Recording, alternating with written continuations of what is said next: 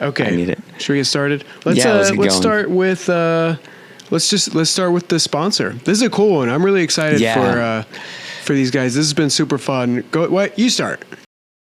Of like sporting the sponsor right now, right? So Pickleball Drop Shop is this week's sponsor. So I got the hat, the hoodie, which is incredibly comfortable. My wife actually tried to steal it, and then they sent us a bunch of stickers, so I threw them all over the place. But Pickleball Drop Shop is this week's sponsor, and they gave us a heck of a deal, and I think it includes some deals that you may not find like anywhere else. They gave us a 15% off discount code on everything in their shop, which includes all of this like awesome like apparel type stuff, which like the Moon Man gear. Yeah, I absolutely love it. And my son's huge into space right now, so like it combined like the two. Well, I say his two favorite things, but it's like his favorite thing and my favorite thing, pickleball and space. His future favorite things. Yeah. Yes. So it's like, it makes no sense. And that was when I had the conversation with Paul and James. He was like, the logo doesn't need to make sense. It just needs to be something to get people talking. And that's what this logo is, but I absolutely love it. Dude, and they've like, did you notice? I'm sure you noticed, but I didn't know until I got here. The Moon Man has a pickleball court in the helmet. In the helmet. Like, I don't know. Is that a mug you're holding up? Yeah, I threw the sticker on. I threw the sticker on my mug. Oh, okay. I was like, did they send you a freaking mug? I didn't get a mug. Anyways, no, the stickers. That's good use. The gear. Yeah, the gear itself is super nice. Like, oh yeah. I remember looking at the price. I forget how much off the top of my head for like that they sell these hoodies and stuff for, but they're super nice, super soft. And talking with those guys, they're like, yeah, we care about like quality in our merchandise, and it definitely shows. Oh yeah, it's super good stuff. Everything about this hoodie is just quality. Like the eyelets being metal, like all this stitching is very durable feeling. It's not like it's like double stitch. Like you can tell it's not just going to fall apart. Yeah, and I'm a hat snob too, and I really like their hats. Like it fits well, it's comfortable. Yeah. And I'm very particular about my hats. So for the next 2 weeks, this is how the deal comes back around to the viewers, which we like to do when we can. So for the next 2 weeks, the PB Med discount code, this channel's code, will be good for 15% off almost everything on their site. Every paddle for sure. So that includes Paddle Techs, Yolas, Selkirks, Pro XRs, Carbons, whatever they Engage, have. So, Bread and Butter, Vulcan, Diadem, everything. Yeah. So this is the best deal you're going to get on a lot of those paddles ever. Like even better than Black Friday on a lot of those paddles. And then after 2 weeks, the PB Med code will still work, but it's good for 10%, which will still be higher than most of the industry, especially for Paddle Techs and some of the others that don't even have codes, Selkirks. So you have that. Yeah. And you said this is a site-wide discount code? Yeah, close. So it doesn't cover everything. So I went through and like punched in a bunch of stuff. So it does covers like Hesacore grips even. Like they've got the Skechers like on Viper Pro shoes. Those like pink cool looking ones with a cool tread. They don't cover some things like the ball machines. I don't think are covered in that big of a discount, and maybe the nets, but probably like 95 or more percent. I just tried to use it on the Swift net, didn't work, but for paddles, I know paddles and everything else. Paddles and everything else, like 15% off on some of those that don't typically give like discounts anymore, especially like after Black Friday and whatnot. Great discount. Yeah, and these guys, I gotta say, like, I love working with them. Like the times that we've met with them, super nice company. The Moon Man came from like a mix of like their kids liking space and like their motto of like no limits, like reach for the stars kind of stuff. So I like what they're about. So it feels good to work with those guys. So, and then in turn, they're offering nice deals to the viewers. So I'll put the link down below with the code, and that's good for the maximum amount for 2 weeks. And then, back to 10% after that, which is still good. It's great. Still very good. Anything else about those guys? I think that's about it. I think we unfortunately do need to run through this massive list of things we need to talk about, though. Yeah. Okay. So outline. So we have some Pickleball Apes like Pulse updates. That's very interesting, including some design potential changes and a new shape, which I'm excited about. We've got a paddle dissection. We're gonna cut open the Gearbox Pro Ultimate. Got some gear reviews. Individual paddles, some new, some I've never even heard of before this week. Yep. And then we've got a couple of our picks for some top budget power paddles, which is nice considering the price of a lot of power paddles and that it's kind of a power paddle era, so to speak. Yeah. Did I miss anything? On that, nope. Okay, Yep. cool. And then as far as updates, upcoming releases, you want to do those? Sure. So the new Chorus Shapeshifter is being released in 3 new shapes. The HX, EX, and SX, which are the same like dimensions and everything as the Fire paddles, but in their Shapeshifter layup and everything. So they're keeping their original like flared like hybrid shape with like the rounded top and the flared sides. They're keeping that, but they're adding these 3 new shapes as well. And those are going to release on December 14th. And then Dunamis, I think I said that right. The Dunamis Pro, which we're going to be talking about here in a bit, is releasing on December 14th as well.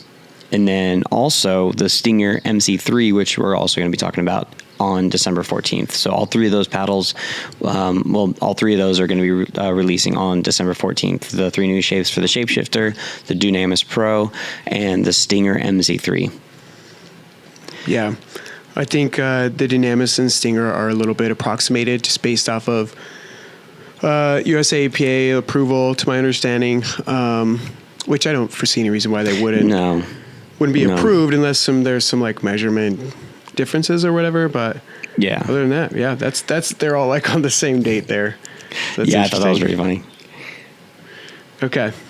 So ready for some Pulse updates? Give us that update. This was interesting. Yeah. So after last week's episode, we cut open the Pulse, and I gave my theory on why the Pulse was breaking in and what that meant, and which I had theorized was due to a rupture of the carbon fiber tubules that was like containing the foam.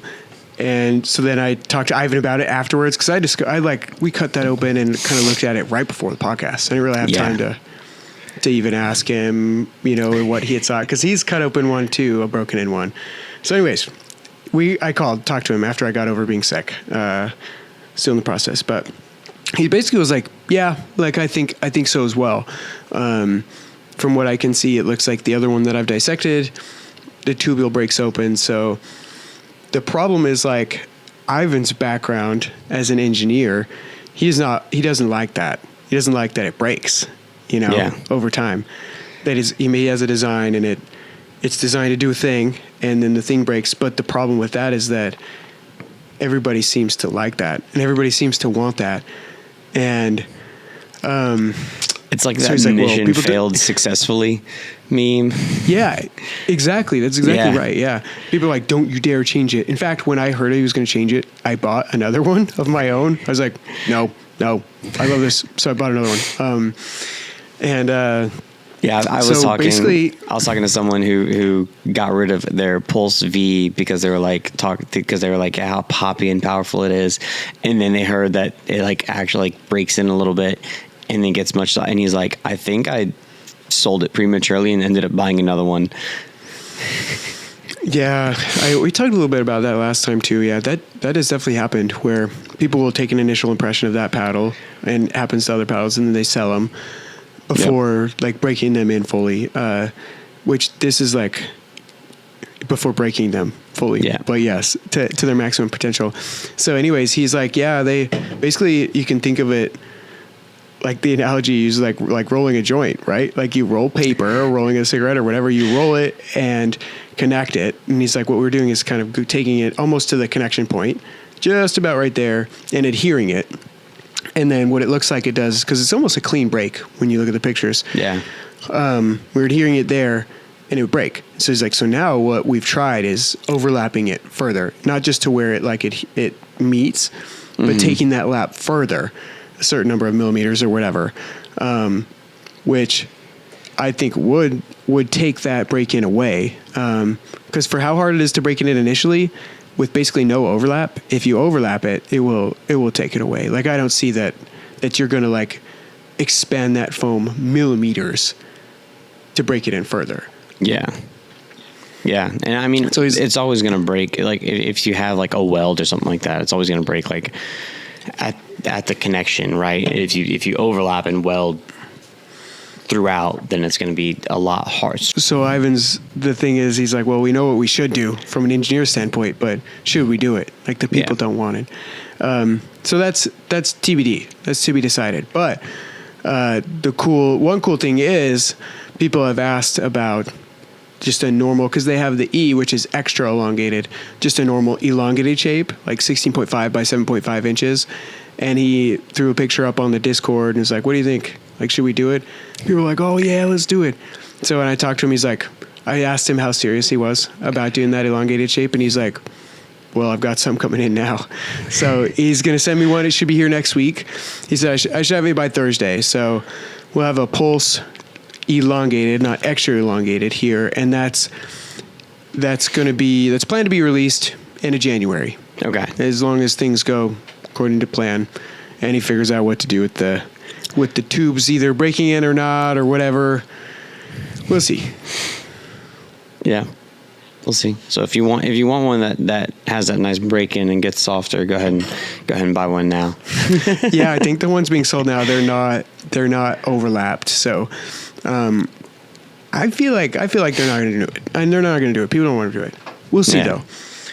Okay, next. You ready for next? Yeah. Show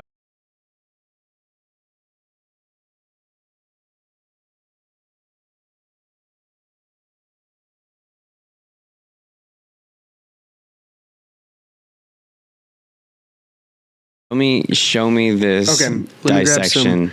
Some wreckage here. Yeah. So Dustin threw a poll up and asked people what he wanted, what he should dissect, and it seems like the answer came. It did. Yeah. So people liked when we cut the pulse open last week. So I think Cody and I are going to try to cut open a paddle every episode, and kind of show the clips, and for learning purposes for myself, and it's just kind of cool to see. It's cool to cut open paddles. As long as people like it, so let us know what you think in the comments if you want us to keep doing it. But coming off hot, I'll say we could have picked many more complicated paddles to start this section out with. There's lots of pictures and videos, I think, or a number of them, of the PPE, the Gearbox PPE being cut open. Couldn't find a ton with the Ultimate. They probably exist. So I did some cutting open of this at the request of the Instagram poll. And I'm trying to go in with these with like a question in mind. So, my question for this time was just pretty simple. I was just like, okay, what can I find that's different than what you can see on the website, right? Because website depictions are often just kind of simplified for like explanatory purposes, or maybe they're like a rendition that was made up in the thought process and then it ends up being different. So I thought, what could I find here that's either additive or different than the website? So first off, I just cut the top off of it, like so you could look down into it. And it's interesting because you can see from like pictures or x-rays or depictions, it's got segments, and every little segment I ran the saw through was like, it would like have a break, and then the saw would catch, and then it would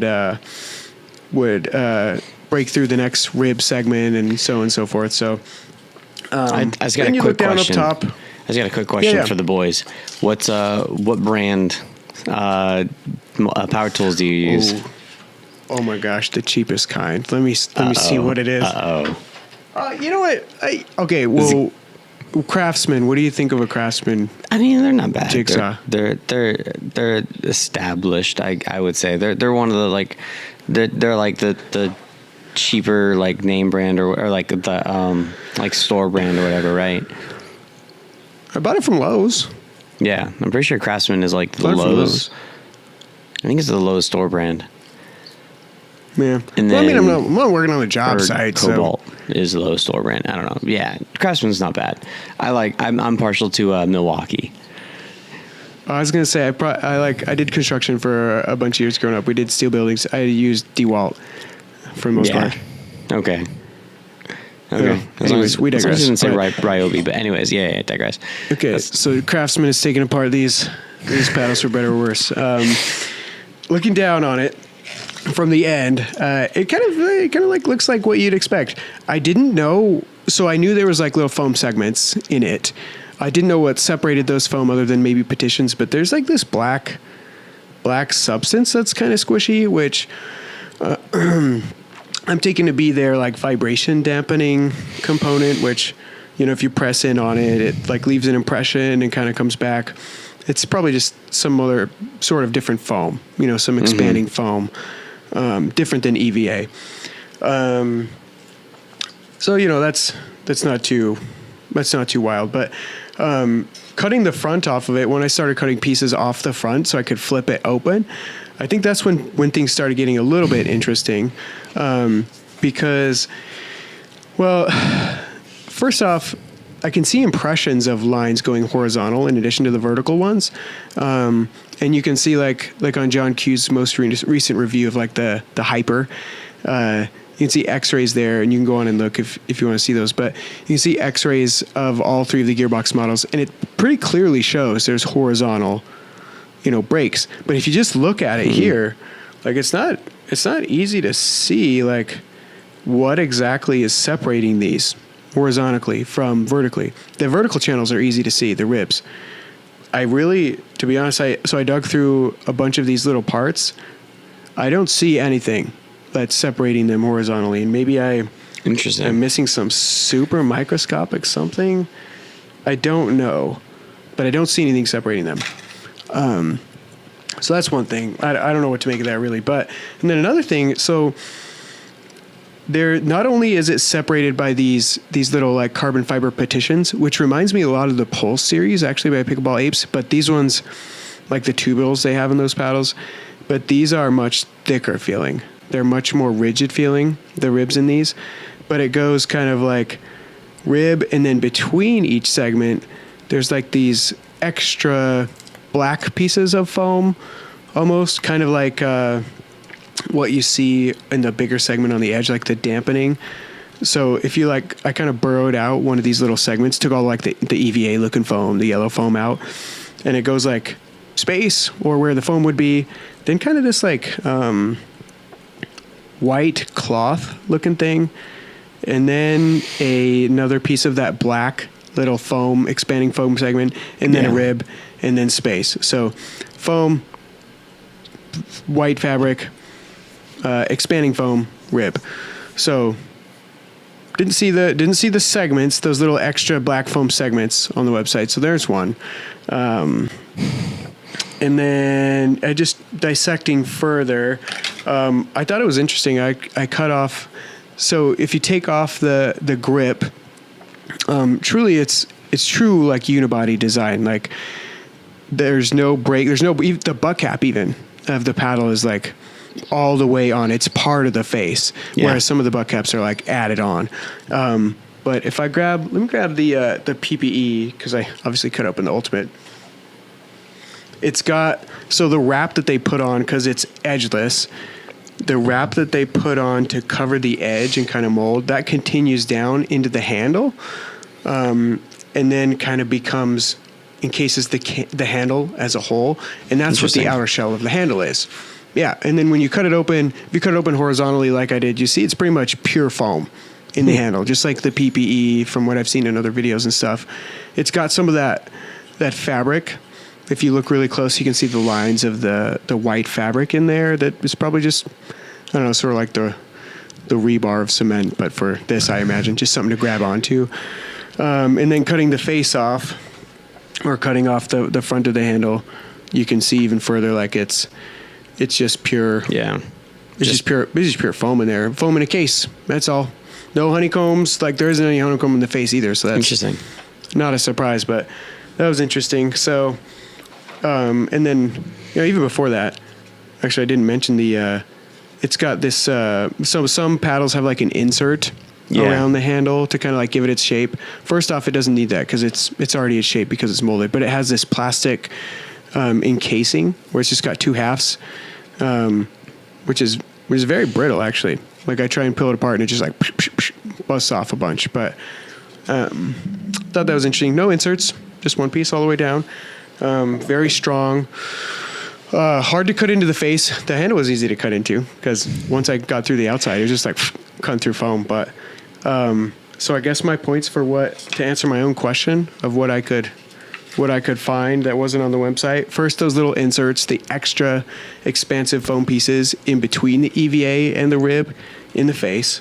A lack of explanation for what really the horizontal segments are in the face that's so clearly seen on like X-rays and the depictions, on their website. So I'm not sure what to make of that. Maybe it's just like individually like filled components, or maybe it's just this really microscopic fibers. I don't know. And then I just thought the wrap was interesting. The wrap on the edge guard that goes all the way down through the handle. Yeah, it kind of reminds me basically of the how handle. it kind of reminds me of how like Selkirk does their like power airs and whatnot, where the handle is also, but like the handle is completely formed. There's no inserts or anything like that. The handle is completely formed, and then it's just like filled with foam. Yeah, a lot of the paddles, I've looked at a ton of handles. I haven't cut like a crap ton of paddles open, but I've looked at a lot of handles, and a lot of them are just, it's like a continuation of the face, almost like the sandwich continues, but then there's an insert to make it round or octagon, but not these. It's like, it is what it is because that's the shape. And then it's encased a little. There's one paddle that I kind of want to take apart on this podcast because the handle, I have so many questions about the handle, but we'll do that in a bit. Is it one we're talking about today, or is it a different one?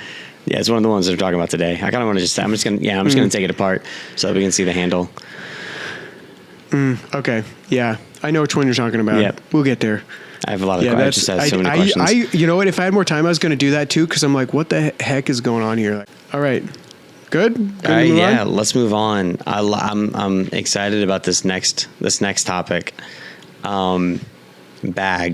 I like bags. I like having different bags, and so we got sent. You talked about it in your like equipment review that you posted, the new GRUVN bags. And yeah, I wanted. I was like, well, you sent him the teal like one, so I want the black, and I'm really happy that I asked for that. These are the GRUVN. That's the GRUVN Pro bag, right? Yeah, like the Pro backpack. Yeah. Yeah. And yeah, so they have like the paddle area, and then you have like the main compartment, which if you use two hands to open it, it's so much easier. So they have like a laptop sleeve and whatnot you can throw in there, and then they have a ball, like there's like a mesh pocket sleeve for like throwing your ball in there, and then there's even like a shoe compartment. So if you have, so you can easily fit two paddles in here, a laptop, your shoes, 3 balls, a bunch of accessories, and then you have these side pockets that are insulated, so you can throw like snacks and whatnot in there, right? Oh, that one's insulated. This one, yeah, this side's also insulated. And then this front pouch right here, which is nice, and then this really thin one that you can throw like some your keys, wallet, phone, and whatever, right? I absolutely love this. So like if you're a very social person where you just have like, unlike us where we have like 30 paddles that we're trying to bring to the courts at all times, I know some people that like literally go from work to the courts, and that was one of their questions, was like, is there a bag that I can throw my laptop in and my paddles and shoes and everything? Well, this would probably be one of the answers. Yeah, I think, and I'll say too that Cody's saying a lot of good things. I think a caveat for these is that I'll just mention that we don't take payment for like any of these reviews, but just genuinely like Cody and I both liked these bags. And I did like a full review on them in like my Caribbean review, and mostly just showed what they were. So I'll let maybe just Cody kind of do more what he's doing and just telling his thoughts. But one thing I think that just doesn't translate over picture or video is the feel of like the material. It's just like they feel good. It just feels like quality. Like the first thing that comes to mind is just like quality. Yeah. I'll grab the other one because I think it's like the same material. Yeah, the big one. I use so this is a big one, the tour bag. This is the one that I'm using as like my main bag now. Yeah, this is I need it. This is becoming my main bag as well. I don't have 30 minutes to go through every single compartment, but it's got one big center compartment that I was talking to the owner, Kevin, and he was like, if you don't put any shoes or anything else in here, he can fit 20 paddles in this bag. There's like 4 on each side and then like 12 in the main compartment, which is crazy. But what I absolutely love is these little side pockets. So like I also begged him for a pair of their glasses because they're really cool. They're like protective glasses. I'll show those in a second. But like I can fit those in here. I have a couple overgrips and a cleaning block in here as well. And then they have, on each side they have a small and a large. And then the shoe compartment, and then the massive main compartment, and then 2 more side compartments which have that insulation, which is really cool. And then a little sleeve up top to throw some stuff in. And then they have this really cool feature where you can like throw a paddle back here. So like that's a sneaky one. That's a sneaky little pouch. Yeah. So like if you have like a main paddle that you're gonna have, you can like throw that right there so that you can just like slip that in and out real easy. Yeah, Kevin told me like, so after he saw my video, he told me like, and I stacked them the opposite way that he did. I basically laid the bag flat on the ground and then like stacked them up. And he was like, yeah, actually I found like I can put more in if I stack them horizontally. And I was like, oh, that makes a lot of sense. Like I'm an idiot. Yeah. Yeah. And then, so that bag is taking place of my normal bag, but, I also got the... I like the segments. I'll say before we move on, I like the segments. I was using the Engage bag before, which is kind of a lot like, a generic bag. Like they're not bad. They're just like a big compartment and maybe like a side compartment for paddles, and just kind of all my stuff was like mixing together. And it was really hard to stay organized even as an unorganized person. So I like that. And also before we move on, I feel like I should ask Cody, is there anything you don't like about that bag? Pick something you don't like, actually. I'll rephrase that. If you could change one thing, what would you change?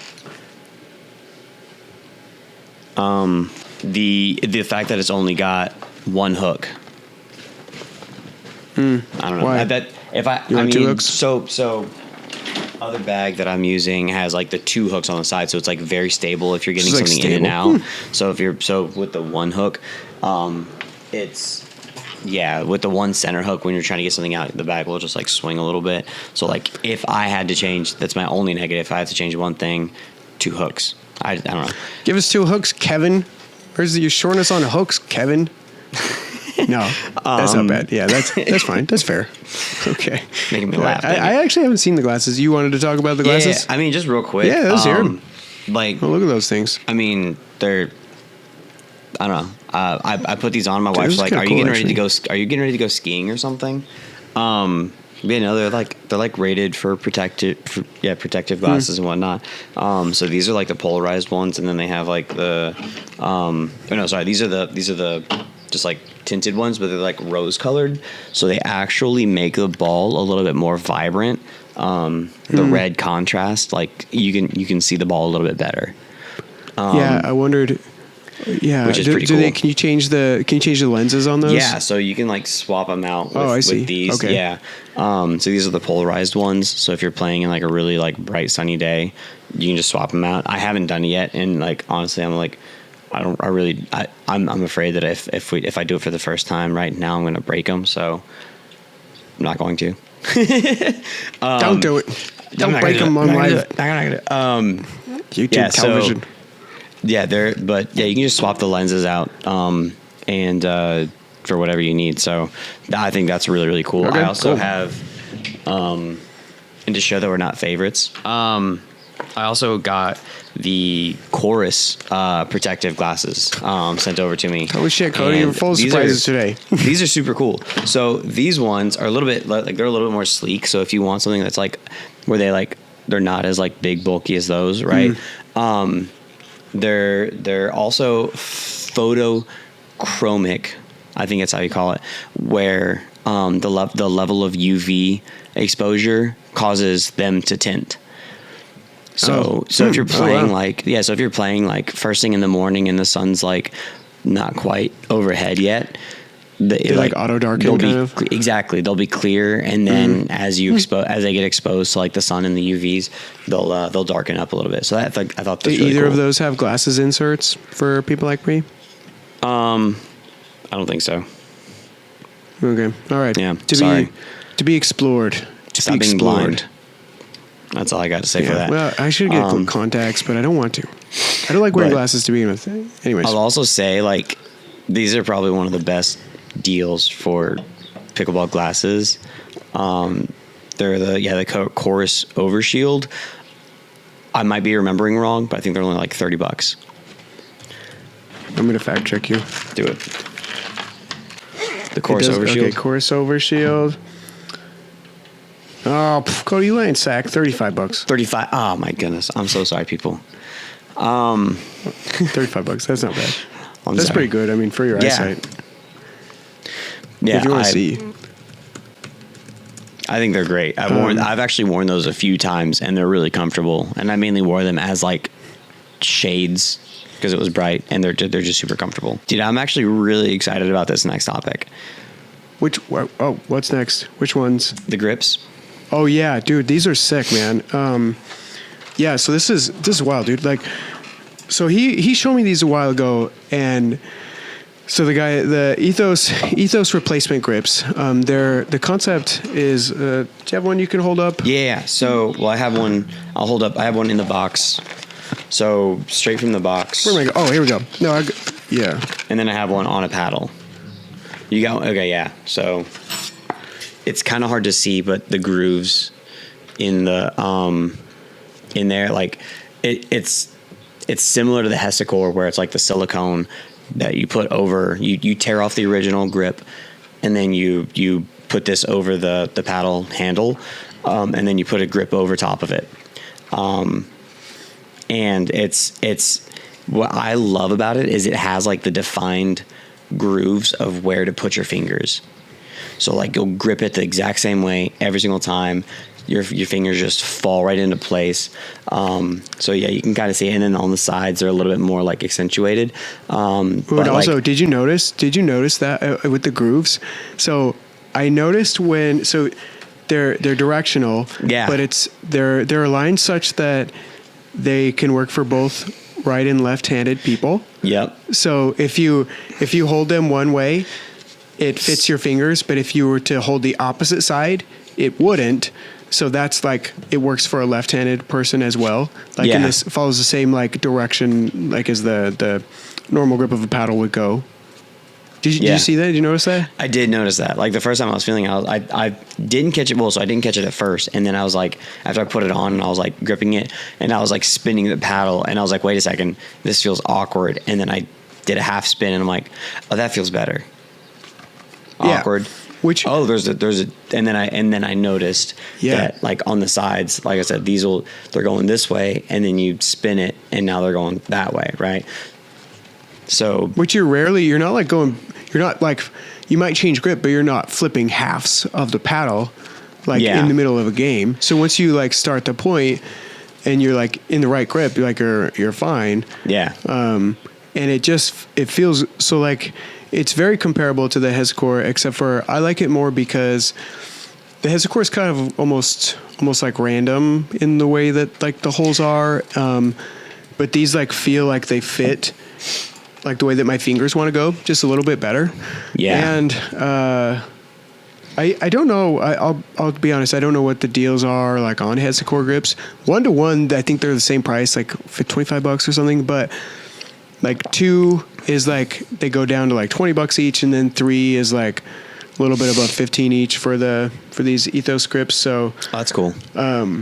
Yeah, I did have a question because they made a post about it on Facebook today. Ethos did, and I just commented. Yeah, I was like, these are actually pretty cool. Like I like these. Like these are better than Hesacore. And I got a few questions, and somebody asked about depth, like of those ridges. They're like, oh, it looks flat, but like if you put your fingers in those holes, they're actually almost, if anything, they're a little bit deeper than the Hesacores. Not much, but definitely grooved. And then there's something else somebody asked too. I forget, but weight wise, I think they're yeah, very identical weights. Yeah, they're like I'm feeling them both in my hand right now. Like they feel samesies. Oh yeah, that was the other thing too. I was like, I wondered, like I hate fat grips. Like, I don't like them. So I was like, I wonder what it would add or take away from a grip. So I took a grip or a handle that I already was fat. So I took an old like Engage, like a Pursuit, which had a 4.5 inch grip circumference, like with the grip that they put on, which are fluffy. They're comfort grips. So I took it off, I put this on, and if you measure through the grooves, it's actually less diameter. It was a little under 4.5 inches than if it was with the grip from the factory. And then it was about the same going over the ridges. So if it doesn't add to the comfort grips, if you had like a super thin like factory grip, it might be marginally thicker, but yeah, it's mostly you just add ridges. You had a place to put fingers. Yeah, I actually know some people that they're like, how they make their paddles is they take off the factory grip and then they do like 2 or 3 grips, like they wrap it and they align the overlaps to be the exact same to give it something like a ridge, but like they hate like the ribbed grip feeling that some companies send on their paddles, so they like, kind of make their own with that, and it looks interesting. But it's like that this fills in for that. So I like, and like I said, I just grabbing it and spinning it around and whatnot in my hand, and I played, and like I hit it a couple times, and I prefer it over the Hesacore, because like you were kind of saying, like the Hesacore doesn't have like defined spots where to put your fingers, which can can be good and bad. But for me, definitely. I like that definition where I don't have to like think, because it took me so long to finally like, okay, this. And I actually had to like take the overwrap off and like shift my Hesacore a little bit, like and then put it back on, and like and I had to do that a few times the very first time that I used a Hesacore, and then even after like a few games I did it again. But this, like, you put it on exactly how it says, and it aligns with my fingers perfectly. You may have to shift it up and down a little bit. Like I actually have mine like not quite all the way down on the handle. So you may prefer to have yours down a little bit further or up a little bit further. So definitely check that. But like twisting, I know some people like the Hesacores have like a quarter, not a quarter, like an eighth of a turn off of where it's defined, like supposed to be for their handle, like for where they grip it at. But like this feels great. Yeah, I like these. Yeah, I really like that. I was so on the Hesacores. It's like, whatever. But I might start using these. We'll see. I need to try them some more, to be honest, to see if I'll like incorporate them. But I think it is an upgrade to the Hesacores. I will say the only thing that I think the Hesacores has over these is because it has those like hexagons that you're wrapping over. It creates a little bit more of like a vibration dampening. Whereas you think so? Maybe I could see it. I could see like more of a like consistent like squishiness. Yeah, because you can like squish the Hesacore a little bit more than these. So like I could see it. That's the only thing that I would say the Hesacore has over these Ethos grips. Yeah, I could see it. Yeah, because where your fingers lie on the Ethos grip, you're essentially like making contact directly with the handle with like a thin layer of the rubber. So I could see it. Yeah, basically. Okay. Cool. Maybe we should just move right into paddles. Yeah, let's do that. Should we go into paddles? Yeah. Okay. So we're gonna. I actually don't know what you think of this, but Yeah, we haven't really talked about this much. Yeah, we haven't talked. So this will be good for me, but we're starting with the Invader. Okay, maybe we should start with you because I really liked this paddle. I thought this paddle was freaking killer. So tell me what you think. I liked it. It did take me a while to dial in. I have to admit that. It wasn't like a fresh out of the bag thing. Okay. It's got some pop to it. I will say that it's got a little bit of pop to it. And so if you're not a poppy person, like if you think like, oh, it's the Shogun but in a hybrid shape, no, it's not. Because I believe this has that layer of like fiberglass to give it that extra like pop and power, and the Shogun does not. Yeah.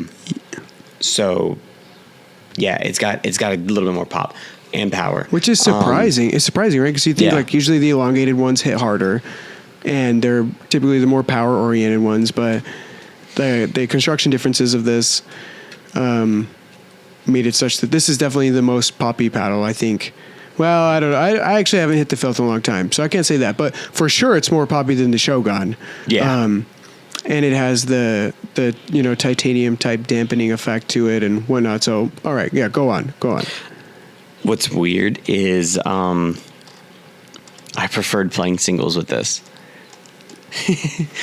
It was weird. No, I could see it. I used this in singles and I was crushing it, and I moved to doubles, and I think I played 4 games, and I was still just like I'm not blaming the paddles, but I just wasn't dialing it in, leaving balls high, sending balls deep.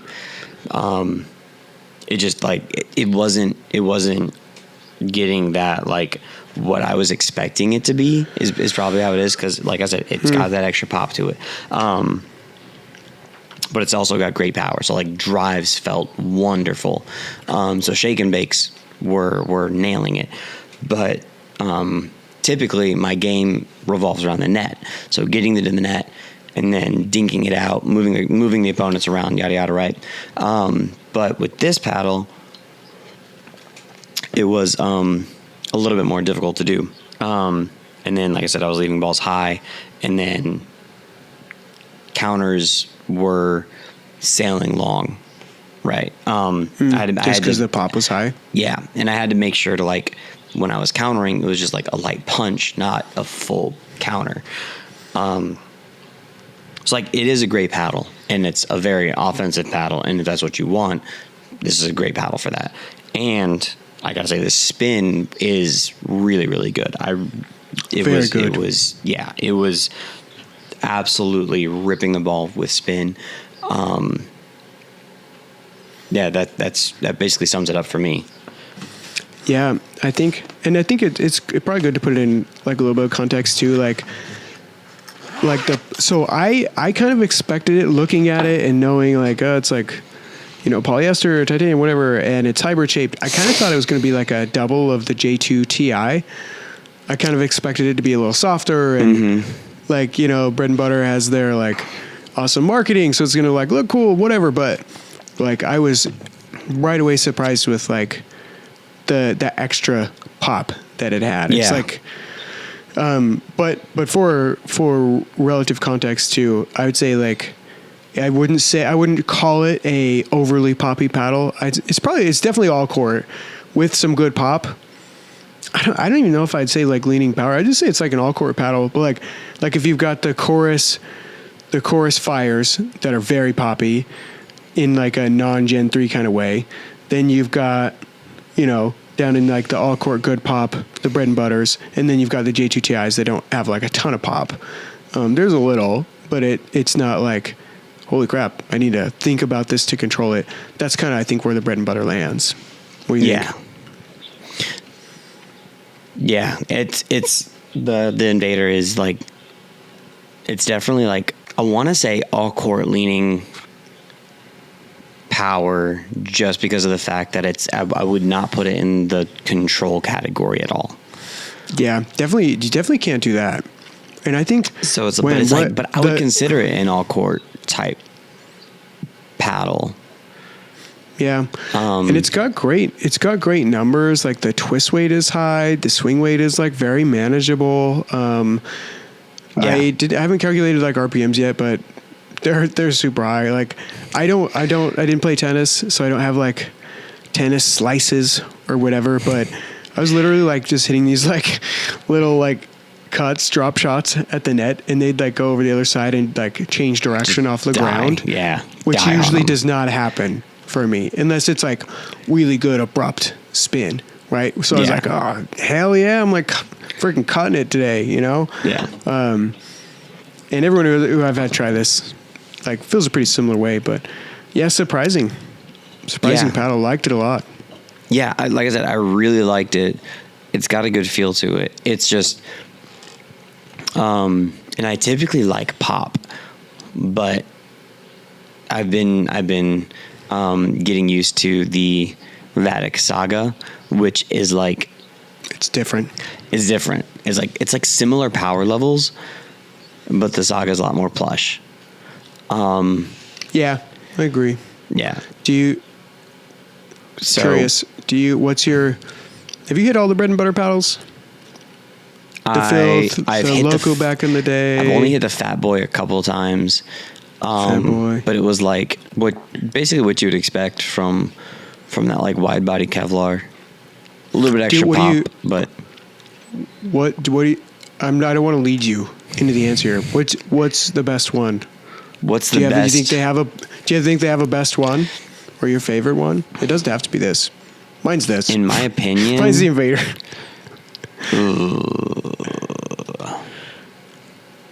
I don't know. I feel like I really want to have the Invader as my number one bread and butter paddle. Don't force it. I'd have to say currently it's the Loco. Oh, wow. Well, too bad it's dying. It's gone. Yeah. But they're coming out with the Muy Loco or something like that. Anyways. I don't even know it. Spoiler. I really want to say that this is my number one. I want to put some more time on it. And then, because like I said, I probably have less than 6 hours on it, so it's probably going to change a little bit more. Yeah, that's fair. And then I'm going to get used to it.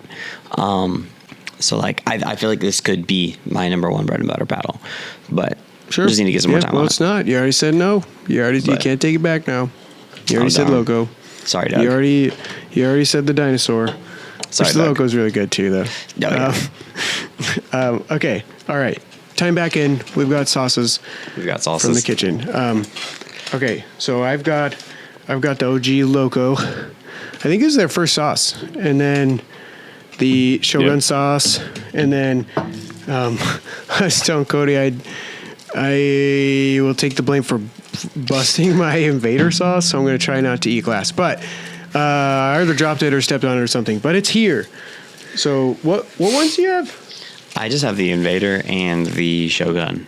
Oh man. Okay. All the right. Flamin' Saucer Invader, and then the Oishi sauce, which I love this stuff. By the way, if there's no expiration date on here, pretty sure it's good forever, right? I mean, their paddles are good forever, so why wouldn't their soy sauce be? Or why wouldn't their sauces be, right? Yeah, I'm pretty sure that bread and butter has like an infinity warranty, something like that. Okay, all right. I'll dab a little of the Loco. I actually remember this one a lot. I like this one. So I went super fancy. Damn, that's gotten spicy over time. And I grabbed a tortilla to put the spice. Okay. To put the. That is fancy. You're doing the Loco, dude. I did not remember that the. Do you have the Loco or the Shogun? I got the Shogun. No Loco. Dude, the Loco is. That's good. I want more. Is it I crazy? need to figure out how they made these. I don't think they have them anymore. I need to check. Woo. Dang. I don't remember being that spicy either, though. So I wonder if it's gotten more hot over time. Okay, yeah, it's like basically all I'm feeling is spice. A little garlicky, but I'm in the South right now. So I'm liking this. I'm liking this. Tell me what were you doing? Shogun? Should we do Shogun? Yeah. Pour it over to the Shogun on them. Go on the Shogun, the Oishi or whatever sauce. Go ahead and I'll get some too. Let's see. Oh. So good. So no, I literally put this stuff on I love like Asian food. And so like I throw this in on like I'll throw this in with some like white rice when I'm having some like teriyaki chicken or something. I see you're making a face. You're not a fan? No, keep going though. I love this stuff. I don't know, man. It's like a mix of a bunch of things I don't like. It's like the teriyaki came in at the end, but it was like, yeah, I don't know. I just felt like I didn't like that. Not, okay, yeah, all right. There's hope for the Invader sauce. I'm going to try and scoop some out of my bubbles here. My bubble wrap. I can like that. I every single time I eat anything like Asian food or whatever, I put this on there. Okay. Are you still eating Shogun sauce? I had to eat the entire piece of tortilla. Oh my gosh. Move on. I'm sorry. Okay. I got the Invader now. So it's like a jalapeno hot sauce. I'm not great with spice. I'm white, if you can't tell. So yeah, here goes. A decent amount too. Let me cleanse my palate. Okay, I can do that. I think that's like that's kind of veering closer back towards like the that's kind of like the loco sauce. It's like not as spicy as the loco is now, but yeah, it is a green version of the loco sauce. It's less spicy. I mean, it's good. I mean, it is still spicy. It's still spicy, but I like that. It's yummy. It's got a good taste too. It's literally the ingredients: vinegar, jalapeno peppers, sugar, salt, garlic, like, and then like three other things. Like, I'm guessing that your favorite is the Shogun sauce. Oh, easy. Okay. All right, well, let's. What do you give? What do you give the Shogun sauce out of 10? Oh, well, okay. It's kind of like power reviews. If I take out personal bias, I think it's actually interesting. It's got like a wave of flavors. I feel like for me, it's not the sauce for me. I'd say a 3 out of 10 for me, or lower. But for the general public, it's probably like an 8. Probably. You gotta like that kind of stuff. So you gotta have like spice. You gotta have umami. You gotta have like. No, I'm just kidding. No, I give this like an 8 out of 10. Shut up. And then the Invader, I give like. There's not a whole lot of like flavor to the Invader sauce to me. It's just like spicy and jalapenos and a little bit of garlic. But I'll give it like a 5 out of 10. That's like a 9. I want some, really some flavors. Sauce. Fun fact: I actually went to culinary school. So you can't devalidate my opinions like that. I'm just saying. My opinion matters still. It does. You matter. Freaking culinary school. But yeah, I went to culinary school. Anyways, so Cody's opinion is, anyways. All right, culinary school. Let's talk about the chorus battles. Let's talk about the chorus. Yeah. So they have the HX, which is the hybrid, the SX, which is the standard, and the EX, which is the elongated. Which, if you're in the Discord, there's a huge shape rivalry apparently. If you're not EX, you're dead to me. It's hilarious. So it's funny, and don't ask me why. I prefer the HX Fire and the EX Shapeshifter. But all three. I mean, that is weird. Well, let's Yeah. Well, first off, you might think they're the same as the original Shapeshifter. So to say that, it's not. So they have different layering. And I won't get into that because honestly, I can't remember off the top of my head. But it's on the website. I talked to Matt about it. Basically, they changed where the fiberglass is, and these new shapes are much more poppy. Mm-hmm. I actually was not a huge fan of the original Shapeshifter. I thought that for after discount codes, $180 was probably a little too much. I know that's probably an unpopular opinion for the original. I know people like it, but it was just kind of like it didn't stand out, in any way. There wasn't something special about it to me. But I actually really like the new ones. I think they have the pop and power that the first ones lacked. Yeah. And they have 3 different shapes, and they're cheaper. So after discount codes, they're like $150 something. So whatever they're changed in the construction process makes it so that they can make them at a lower cost to chorus. So they're less cost us, and I think these are really good. I love these, and one of my favorite shots in pickleball is when playing doubles, when you hit that like hybrid drive drop shot where just like it arcs on your side of the net, and then it's always already heading down, and it would land like at the no volley zone line. And so if they try to take it out of the air, it's going to be a pop-up. Or they have to take a step back, let it bounce, and because it didn't have a huge arc, it's not going to bounce high enough for them to be able to attack on it. So it like gives you and your partner the perfect opportunity to move in. But like hitting that shot with the so I mainly tested out the HX and the EX. And hitting that shot with either one of these paddles was like lethal. It just felt so good with the ball coming off the paddle, and these paddles gets so much spin. It feels so good.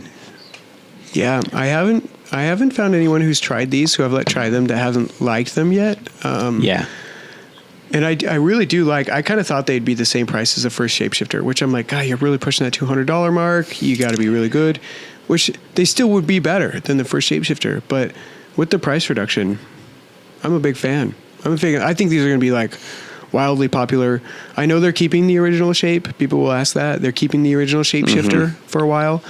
If it remains popular, I'm sure they'll keep it. But if not, and these other ones take over, then that's that. But all 4 shapes, so the 3 new ones and the original one, will be around. But these new ones you can expect much more pop and power. Well, they're still all court. They're not like power. They're not chorus fires, but it kind of splits the difference almost. Yeah. They're not quite there. These are definitely more control oriented than the chorus fires. Than the fires. Yeah. They definitely fit in that kind of like all around category very well, because they have some good power. They don't have too much pop, but they have some pop for hand battles. And they're very controlled, and then tons of spin. So I would definitely say that these fall like pretty well in that like all court like power. Especially like the SX is going to be definitely more of like a control paddle, and then the HX is gonna be like a little bit more that versatile, and the EX having more head heaviness. That extra reach is going to be able to produce a little bit more power, but like overall, these fit in that like all core category, which is like it's like I agree. It's hard to define what all court means, but like to me, it's like having the ability to switch from defense to offense. And like where you're not like the mod is like just pure power, Gearbox pure power. You can't really reset through the transition zone easily with those paddles, right? But like these, effortless. Yeah, the resets are great with these. Control's good. I think so. I like numbers. I'm a more numbersy person. It just makes more sense to me, because we could say that about a lot of paddles. But like if we look at the OG Shapeshifter, so every single one of the new shapes, including the elongated shape, has a lower swing weight. The SX, HX have comparable twist weights. EX is a little lower on twist weight. All 3 of these new shapes are lighter than the OG Shapeshifter by, Interesting. Upwards of like 0.4 ounces. Like on a maneuverability score, every single one of these is more like maneuverable, has more maneuverable ratings. Yeah, just numerically, they outperform the original Shapeshifter in pretty much every way. And that matches like my subjective findings as well. So, yeah, big fans. Are you still eating Shogun sauce? Yeah, I had a half a tortilla left. That's funny, dude. Eating freaking Shogun sauce. Okay, all right, should we move on? We should. I'm dripping all over the place now. No, you're fine. Okay, what do we have? Let's do the stinger. Yeah. So this is I also don't know what you think of this one. So this is pull this one up here. Where's it in my stack of stuff? Oh shit. I probably just dumped it on the floor, but anyways, do you have it with you? Yeah, I got it right here. So like, I'm gonna show it beside. So it's got the checkered, almost kind of like the 18K. Yeah, because it's 18K. Yeah, it's 18K carbon fiber. But instead of like having the like cubic look, it's got like the checkered look. So I think that's pretty cool. Yeah. This one's a stand. So their play here. So so it's elongated, 18K carbon fiber.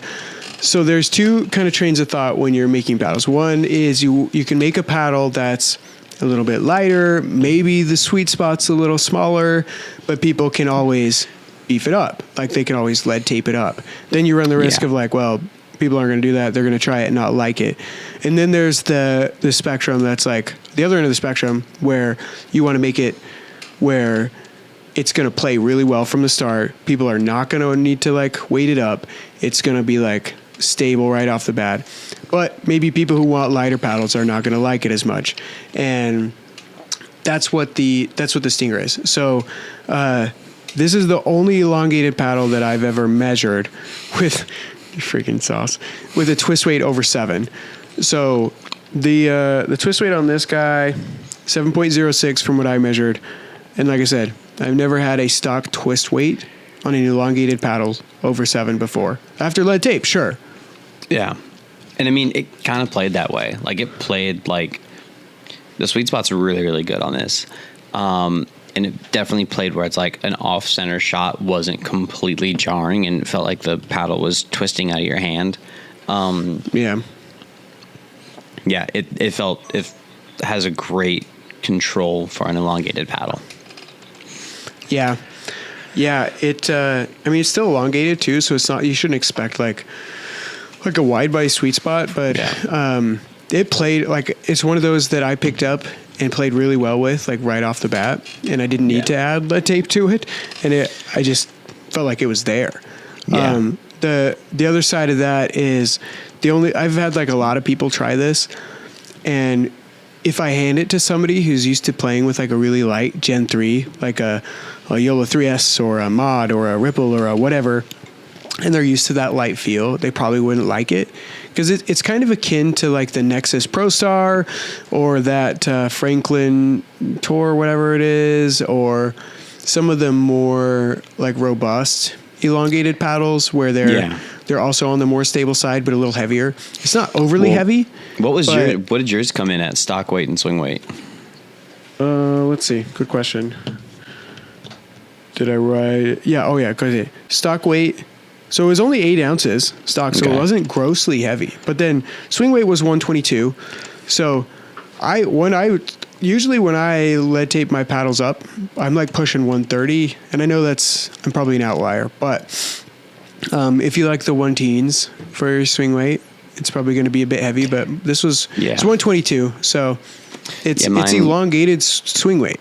Yeah, mine's 7.9 and 119 for swing weight.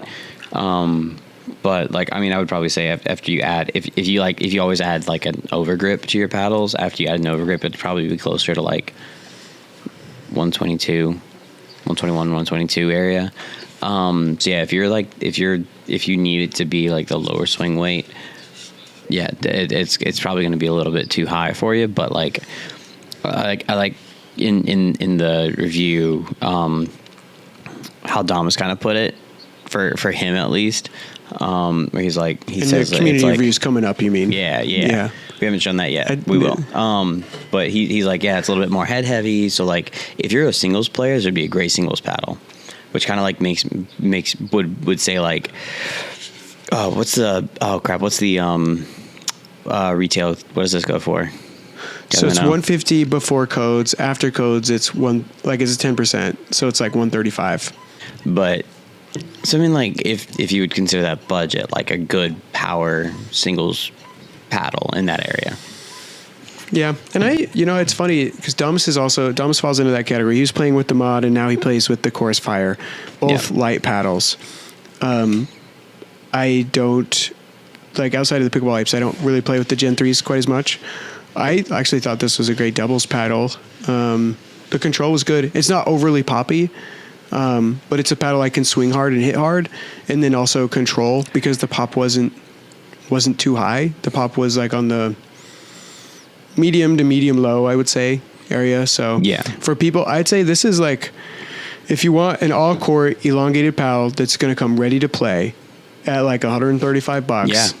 Like this is better than the Franklin paddle. This is different than the Nexus Pro Star. Probably better. I'd say it's probably better than the Nexus Pro Star. I think you kind of mentioned it earlier. The paddle that I'd probably like compare this to would be like the Bread and Butter Filth. Because like when that came out, that's what everybody said was like.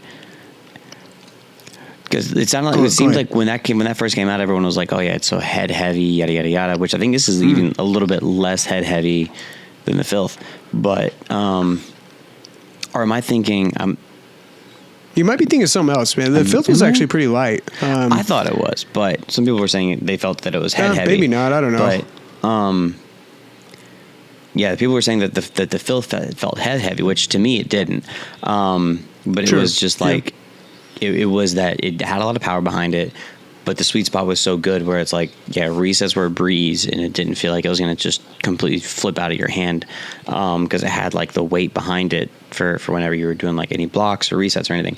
And then it had some really good power behind it, and like I would say that's in the same area where of play of the Filth.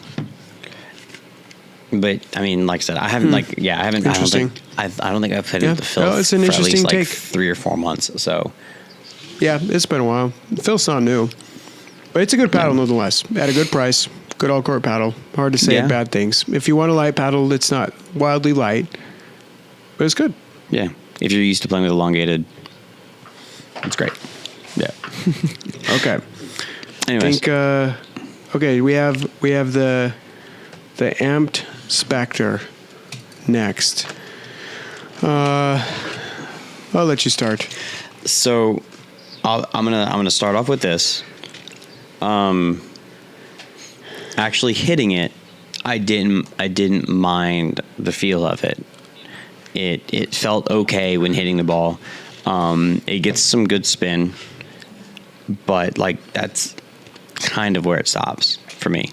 Like good maneuverability and whatnot too, but like the handle is so hard to get over.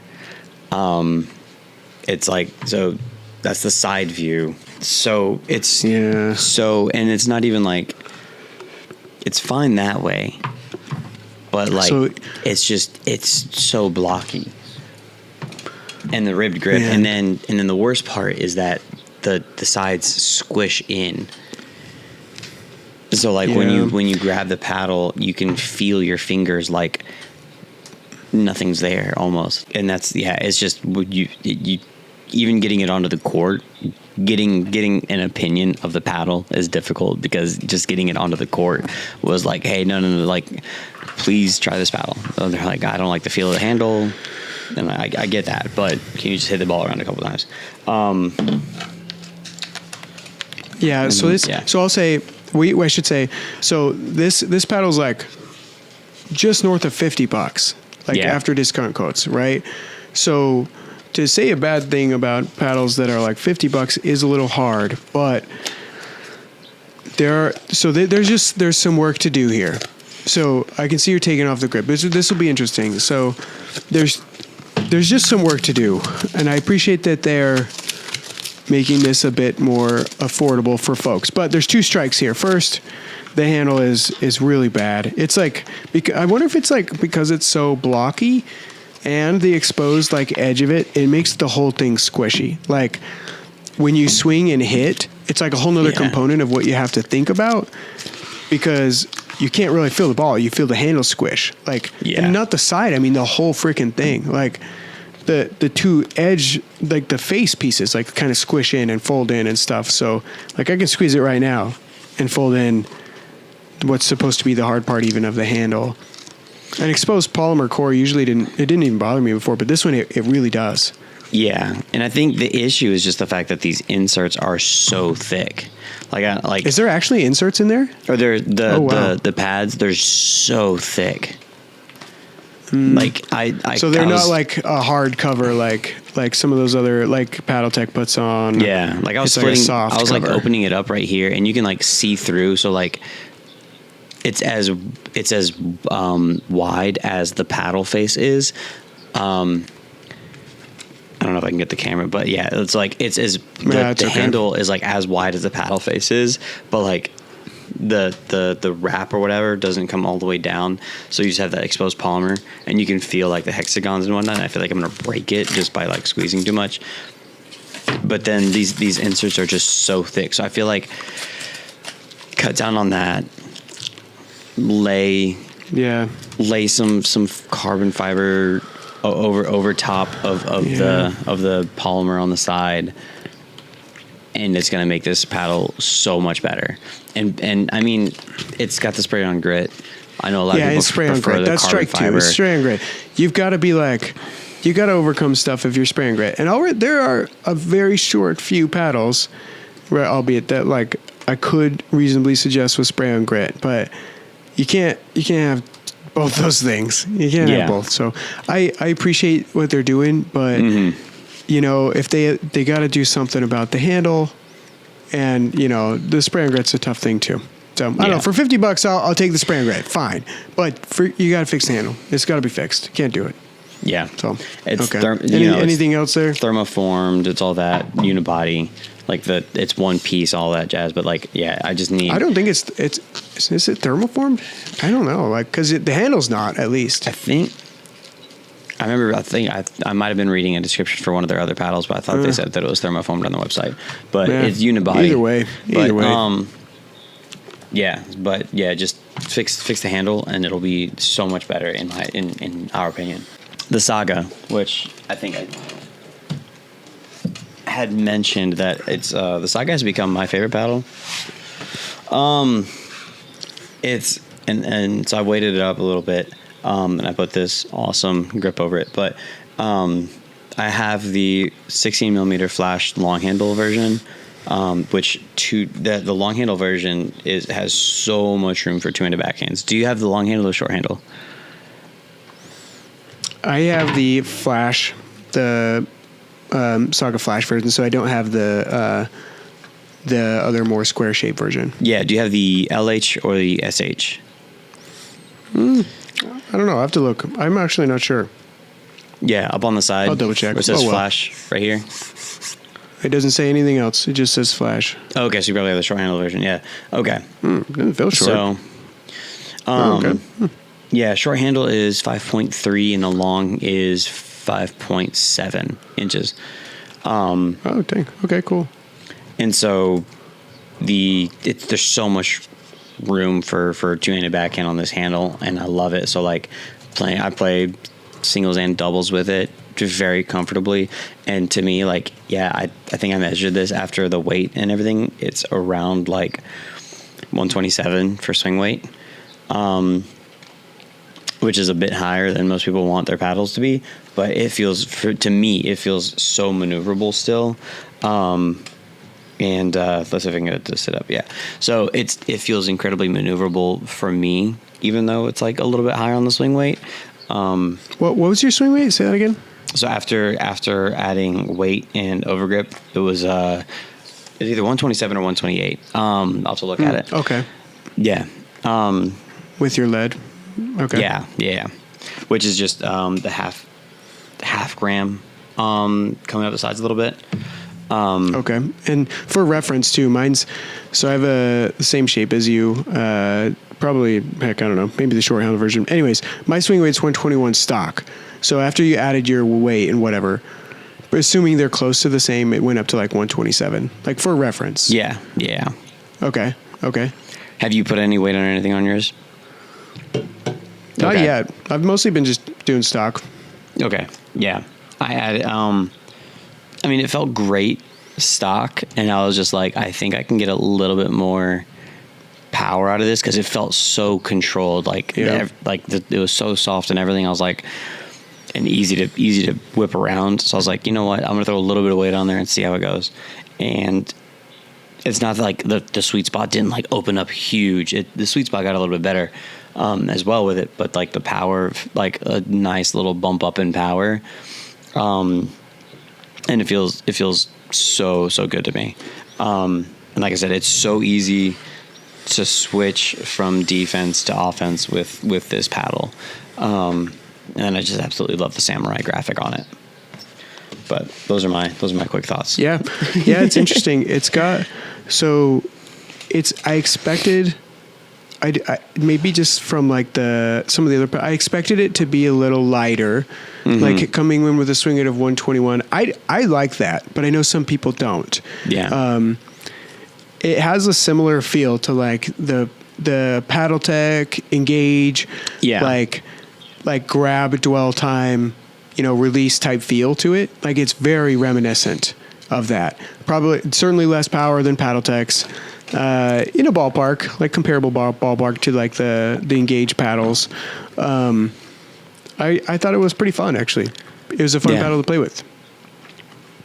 Yeah. I like it. It spun well. It like wasn't overly powerful. I thought it was easy to get used to. Like, and it's like $150, I think, before code, right? Before codes, and then after it's like 140. Yeah. And you can check later. It's like $10 off codes.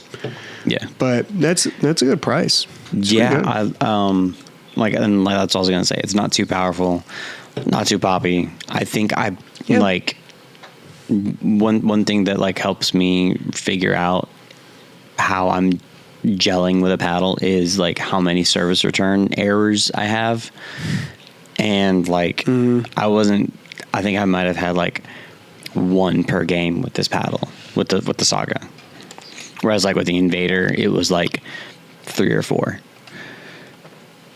Yeah, it's definitely the Invader. Those are good examples of like a totally different feel, like because the Vatic has that dwell time where it like absorbs the ball a little bit, and then the kind of recoils it a little. Not Gen 3 like, but not stiff like, kind of like an in the middle there. Yeah. And then the Invader is more crisp. It's got kind of that a little softer like titanium, polyester, whatever outside layer that makes it soft, but then it's kind of the fiberglass layer and has more of a crisp response. Exactly. So that's a good contrast. That's a good contrast comparison to the Saga. Yeah. Okay, cool. Yeah, overall, well-constructed paddle. So ready for next one? I'm a huge fan. So Cody's got some sneak peeks. Yeah. I haven't hit either of these. So let's just share a little sugar teasers of these. So and I did get permission, at least for this one, the Vapor shape from 11/6/24. Literally, like when I saw this shape, in my mind, I was like, it looks like if a couple, like a couple that played pickleball together, right? That only had like the Monarch from 11/6/24, and they were like, "No, it's my turn. No, it's my," and they just like grabbed it and like stretched. It literally looks like they just like stretched out a Monarch, because it's got like a little bit of a taper. It's got the rounded top, but it's like, I don't know what, like it just looks like a shovel, but with the edges that come out really far, the sweet spot is so good. And the twist weight is a little bit higher because of that, because they have that extra like mass in the top corners. Did you test the twist weight of that? Have you measured yours? I have not yet. I need to. It just feels. You're saying like it subjectively feels like somewhat stable. And this is the jelly bean, so it's not thermoformed, but it's unibody and what's the other term? There's like 5 terms that Gen 2 had or whatever. But anyways, it's so it's got this one piece construction and everything, right? And then it's not thermoformed, but it does have that layer of like fiberglass in there to add a little bit more pop and power behind it. But it's so soft, like 0 surface errors with this. Like I couldn't serve a ball out if I wanted to. Okay, but like I could place the ball to clarify well. too, the vapor is a shape. The shape, right? So the vapor is the shape they came out with, and they'll have the jelly bean, the power version, and then what's the all quart? Is that the middle one, right? Yeah. So jelly bean is the softest. All quart is going to be all quart, and then power, right? Okay. Cool. So you're a fan of the shape. So I'm actually I wanted to hate it. I'm a fan of the shape. I'm actually a fan of the shape. Okay. And all right. People probably sneak peek number 2. People have probably seen these like floating around on various other social media. I want to see one floating around into my hands. Yeah. It's Pegasus nice. Again is a shape, right? Pegasus is the shape. The Pegasus is replacing the Monarch shape. And so this is the power Pegasus, which is going to be like if you see the ombre like fade going from like the gray up top to the teal on the sides and then back to the gray on the bottom. All the power paddles will have that color. And then this is the Pegasus power version, which is like the Gen 3-ish paddle from 11.624.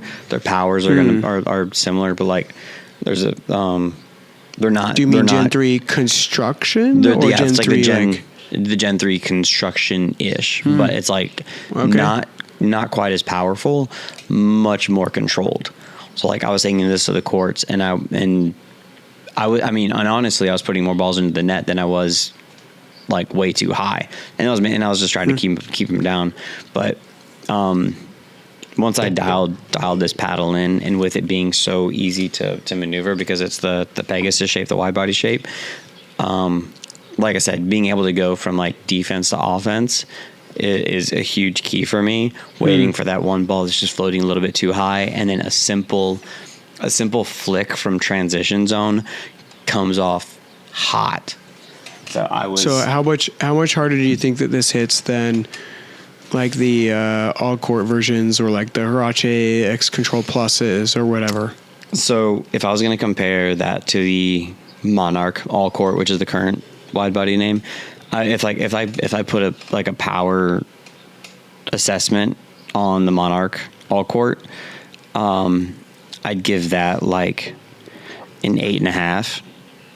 And this I would give like 9.2, 9.3 range. 8.5's high.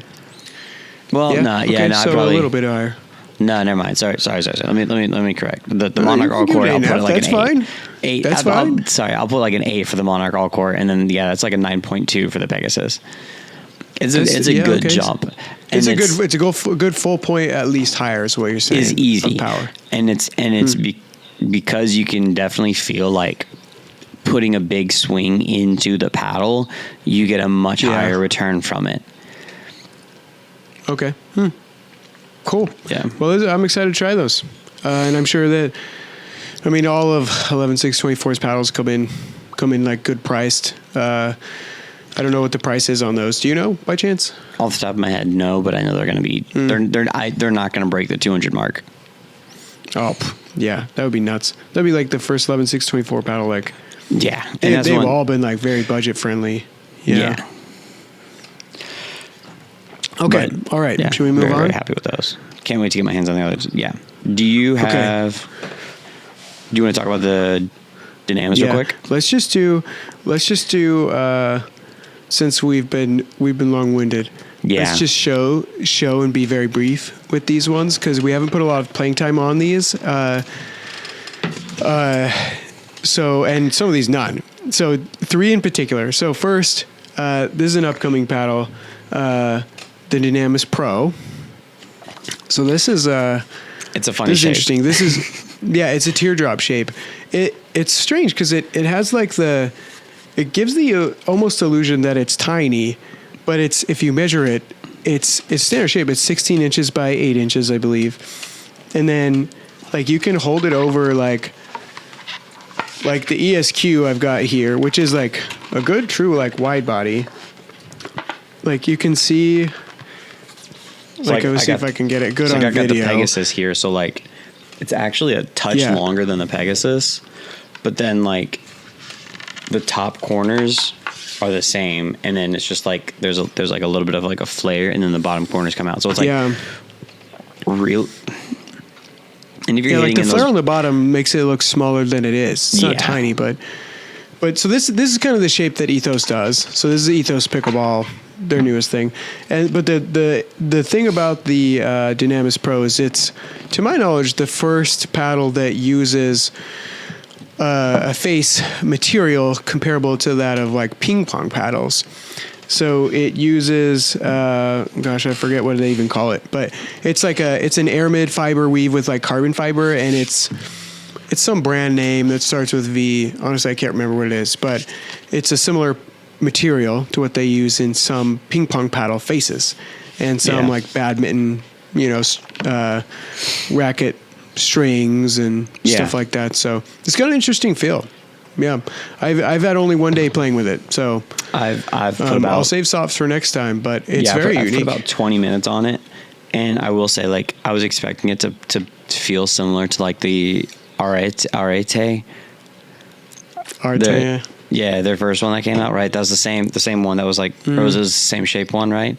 I was expecting it to play similar to that, but it's completely different, which I was really happy about because I wasn't a huge fan of that paddle. It was like way too soft for me. I remember you saying that, actually. Yeah, I remember you not liking that one. But okay, we'll share more on that next time. So this one just arrived. I started like before the podcast opening this one, and I was like, ooh, this is actually really cool. It's super cool. I'm gonna stop right now. Cool. So I haven't seen the paddle. So we'll do like a quick like a loose unboxing. So this is the Mystic. This is the box of the Mystic, really, from 247. And I'll just kind of show as I open it. So it's a cool box. I mean, the box is fine. There's cool boxes out there. So I open it, and like this is where I stopped because like, oh, this is unique. So there's see if I can see. There's like a cloth, over the paddle, and it's like a decent cloth. It's not bad. Is it like a towel? It's like a thin towel. Yeah, it's like it's clearly like a towel that you're meant to use again. It's not like the hugest best quality paddle, but it's not bad either. Like it's good. Towel. He meant towel, not paddle. Oh, what did I say? Oh yeah, you towel. said it's not the best quality paddle. The towel. Towel.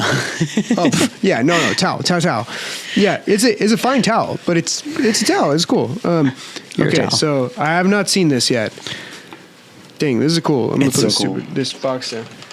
Yeah, so this is a Mystic. I've seen pictures on the website. This is my first. Yeah. Mine came last night, and I wanted to test it out today, so I opened it up and hit around with it. Yeah, interesting. Yeah, it's kind of got that like 18K look, like the Chorus Shapeshifters, like where it's kind of 3-dimensional, but different, and it feels super gritty. Like, dang, super you gritty. Hear that? Like that's very gritty.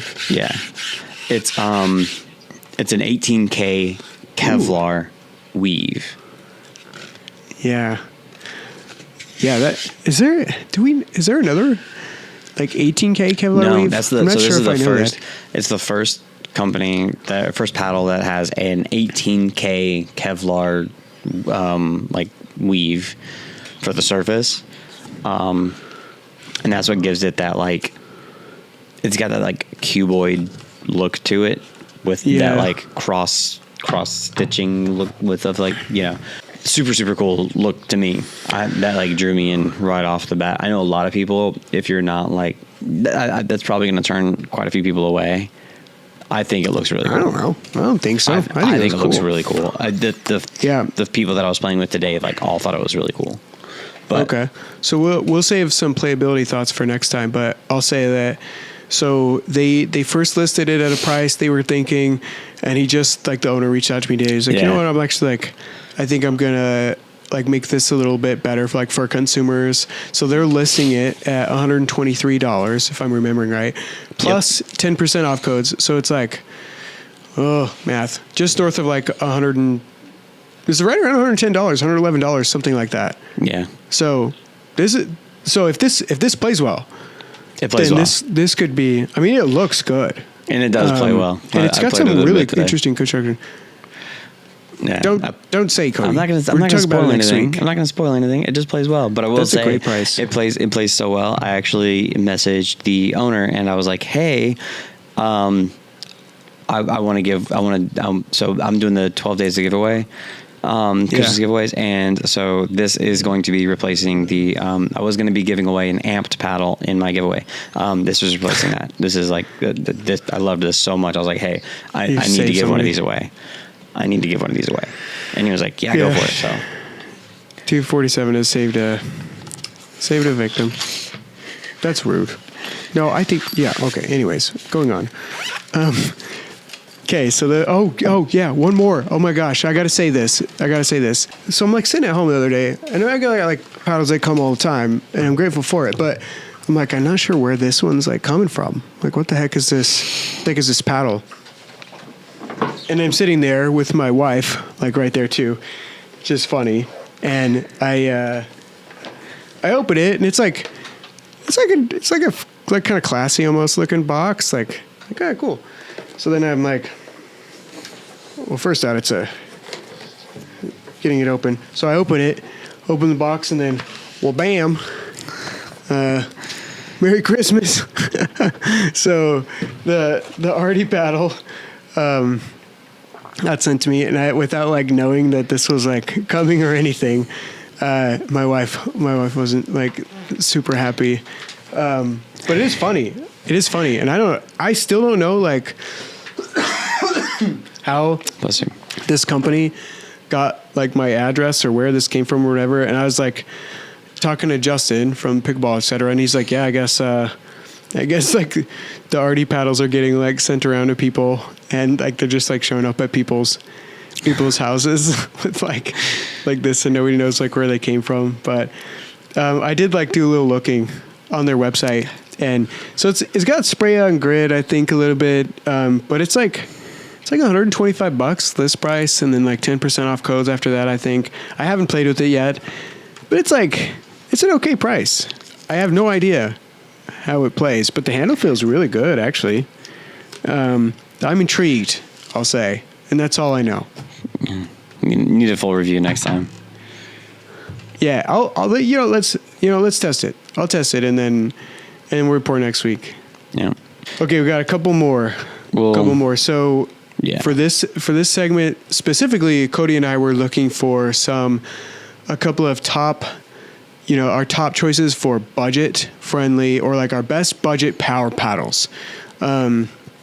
And I did want to say the caveat that we do have a couple coming in this week that we weren't able to test in time for this. So that is what it is. Like the 6-0 Sapphire. I don't know who's tried that already, but Dale was saying it's like a good budget power paddle. So I'm going to try that one out. That's on the way. The Pickle and Electo, which is like a Gen 3. So they've got multiples. The Gen 3 that's like right around $100 or so. That's in consideration. Didn't get to test it yet. And then the Zeus is on the way. I think it's a little more than what these ones are list price, but it's a Gen 3 from Rev Pickleball. That's on the way as well. So anyways, but we do have what I would say is our right now top two choices, and what I would say my number one choice for budget power paddles. And we'll go from there. So let's start with, I'll let you lead with your thoughts on what I think is like my top choice for a budget power paddle, Cody, and it's the Versix Vector. What do you think? What do you think about that one? I really, really enjoyed the battle. Great, like top spin drives came off super hot with so much spin on it. The shape is like, it's a little weird of a shape. Like looking at it, something's like a little bit off, but like it feels so good with two-handed backhands. You got so much room for that on gripping it up, and then like the flare of the paddle down here, the throat, kind of like allows you to get up a little bit higher than most. So it's like you're not like fighting to get your hands in there. And yeah, so it just feels good. And then it is 15 millimeters, so it's going to have like a little bit extra pop, but it still has that like mass and weight behind it. So so you're not like losing out on power in exchange for pop like you do sometimes have with like going from like a thicker paddle to a thinner paddle, right? Yeah. And then it's thermoformed, all that, right? So it's a Gen 2 paddle, but 15 millimeters, and then it is a little bit more head heavy, it feels like. But like this can really slap the ball. Like the guy that I was like drilling with today, I was like, hitting some, we were dinking, and then I moved back and I was hitting some like transition zone drops. And then like I get to the baseline and hitting some drops in the baseline, and I'm like, all right, cool, I'm going to open up a little bit if you don't mind. So yeah, sure, go ahead. First one he feeds me, just an easy ball. And I put my shoulders and hip and everything into it and sling it back. And he was like terrified. It was the first. Well, so I went from the amped. I was using the amped first, and it doesn't have a ton of power behind it. And then I moved to this, and he was like, something for some reason I thought it was going to come off as fast as it did on your last paddle. No, it's definitely coming off harder. It's like baseline to baseline drives would feel great. And then just like baseline to like transition to kitchen drives, like third shot drives, also feel like lethal. Not quite like, mod Gen 3 power behind it, but it has some really, really good power. And like I can see why it's what is it? Jeannie Bouchard uses this paddle. Yeah. Like I can see why she uses this paddle, because it kind of does like remind you of like a tennis racket in a sense, on that feel where it like gives a little bit and throws the paddle. Like it does have some of that like dwell time and springiness of a like reminiscent of like a tennis racket, and then the handle like length and everything, and the head heaviness and all that. So like I can definitely see why she uses this paddle. It's really, really good. Yeah. So first off, yeah, it hits hard. Numbers wise, so it's not exponential, so it's Gen 2. So it's you're gonna get a consistent feel for it. The harder you swing, the harder it's gonna go. I remember testing this for the first time alongside a bunch of others, and I remember being like, and one of them was the original Shapeshifter, and I remember going from the original Shapeshifter that I didn't like a lot and being like, I just can't get this thing to like hit the ball hard. And then I picked this one up and I was like, yeah, I'm like cracking it, so it hits hard, but it's got some interesting measured metrics here. So it has a stock weight of 8.5 ounces. So you would read that and think, man, this is a heavy paddle, but let me see. Yeah, so 8.5 ounces stock, but the balance point is really low. So if you hold it up like towards the head of the paddle, it's almost like pretty balanced. And a twist weight that's super high, 6.84, like approaching that 7 zone. The swing weight's 120, so it's not crazy low, but it's good for an elongated paddle.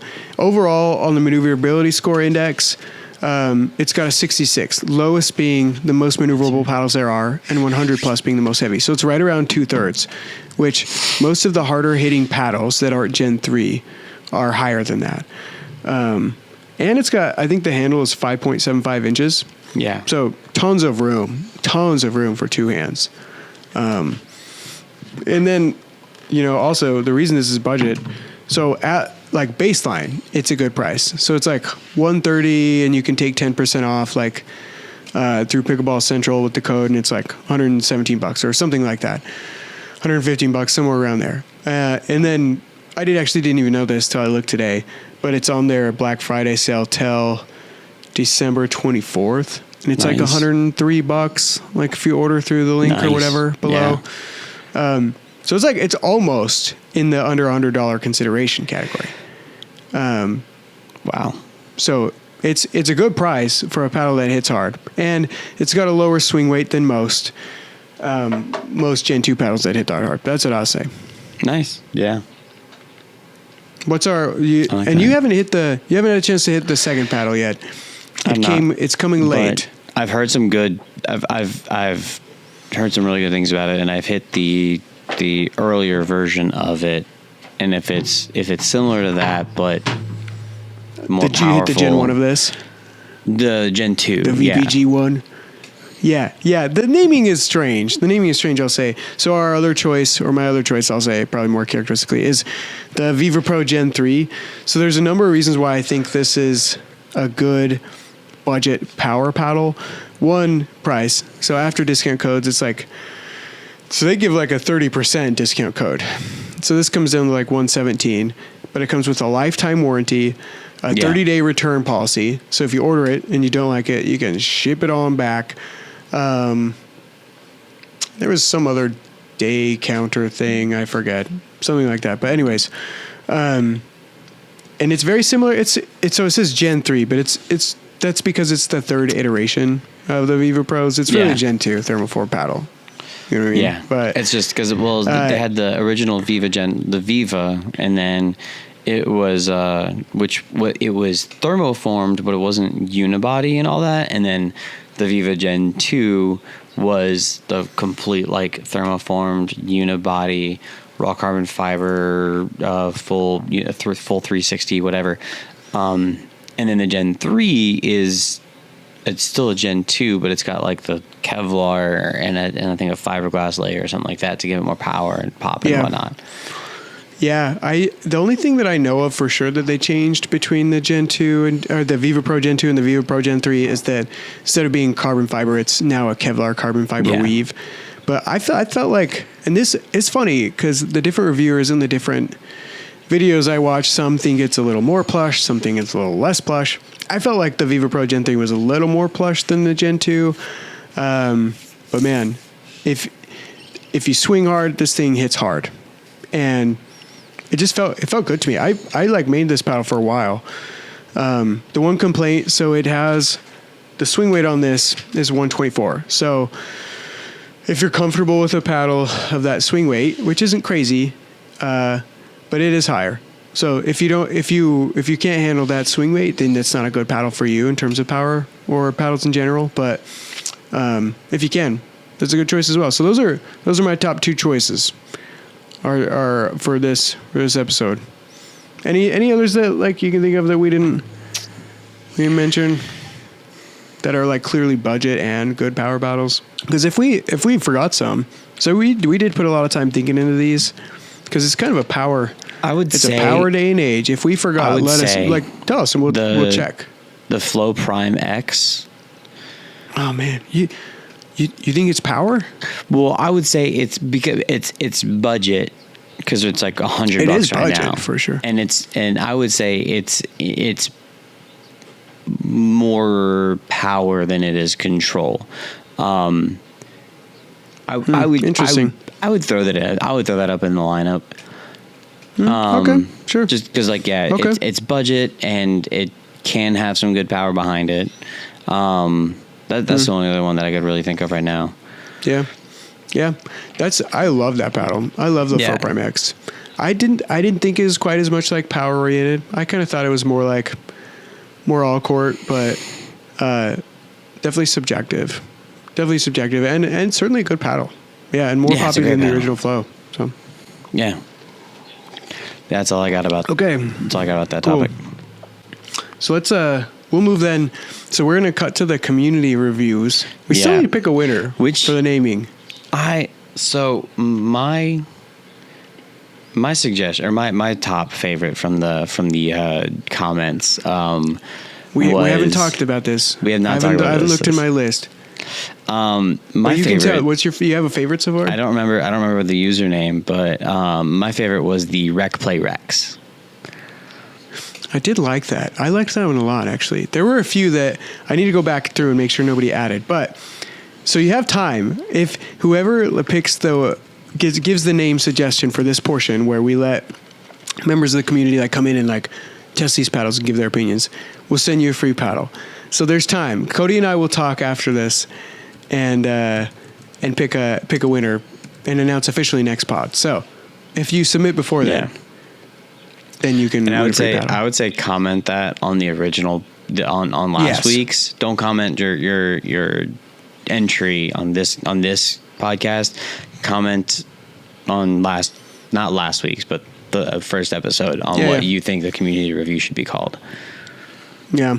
So for this one, I got 3 folks that were awesome and came in and tried the paddles. They tried, I think, all the paddles that we talked about today that, of course, we were able to test. And then I took some budget paddles for myself to try for next week, because next week we're thinking of our top paddles under $100. And I had that in my own stack. And that kind of got mixed in with the other stack, as well as the Dunamis a little bit. So some of those got in for the community review. But so we'll hear the opinions on that, and just kind of what non-reviewers were thinking of some of those paddles. I do like some of these. The People's Prognosis. I do like some of these reviews, or some of these names for the community review. So if you think you got a better one, go throw it in. Okay. Yeah. Challenge issued again. So. Okay, let's cut to that, and then let's just cut right into the wrap up after this, because we've talked a lot. We had another day of community paddle reviews, so thanks for your help, guys. We got a lot of paddles, a big old stack of paddles we worked through. Good games too. If I didn't already say, we had the Amped Spectre, the Bread and Butter Invader, yes. Stinger MC3, the 4 shapes of the Shapeshifters. Some of us even hit the new Dunamis Pro, the Versix. Yeah, it's got a ping pong paddle surface. Very interesting. It's a teardrop shaped. The Versix Vector, the Viva Pro Gen 3, the Vatic Pro Saga, and 2 Friday paddles. Why don't we start with introductions? Steve, you got the mic first. Sure. Why don't you go first? I'll go.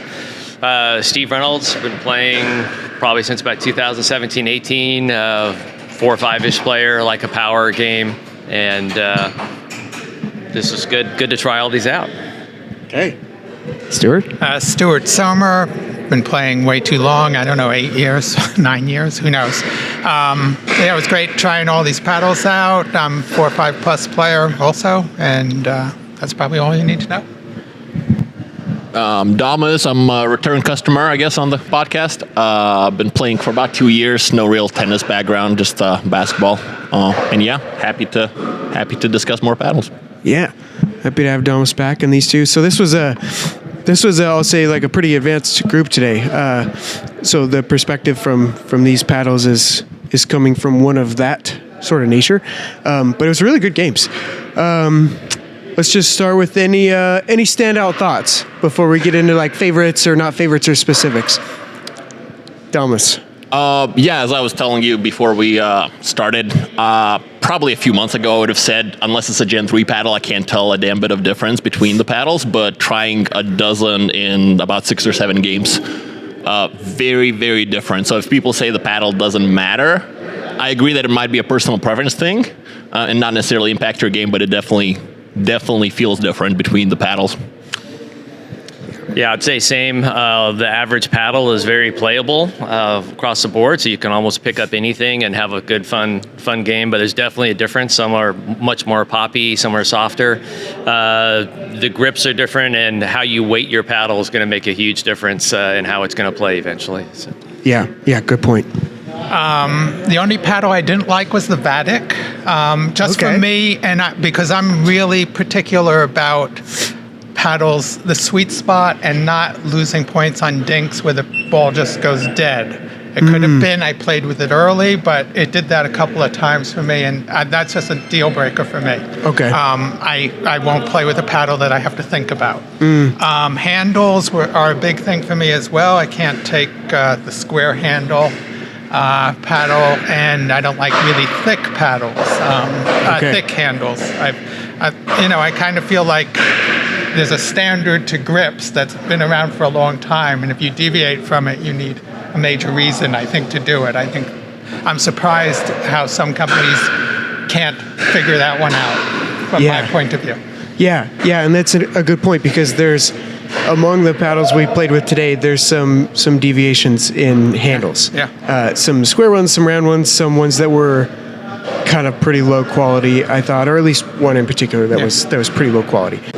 Just out of curiosity, what are you playing with? I'm playing with the Neonic Maybe a little Force. closer. Sorry, I'm playing with the Neonic Force right now. It's an $89 paddle, so it's nice. You can break them all you want, and I find it plays as good as many of the paddles I've tried. It has a good sweet spot for me. It's very consistent. I've been trying a lot of the power paddles lately, PaddleTech, Gearbox, and they seem great at first, and then I go, no, I'm making too many errors compared to the wins I'm getting. Yeah.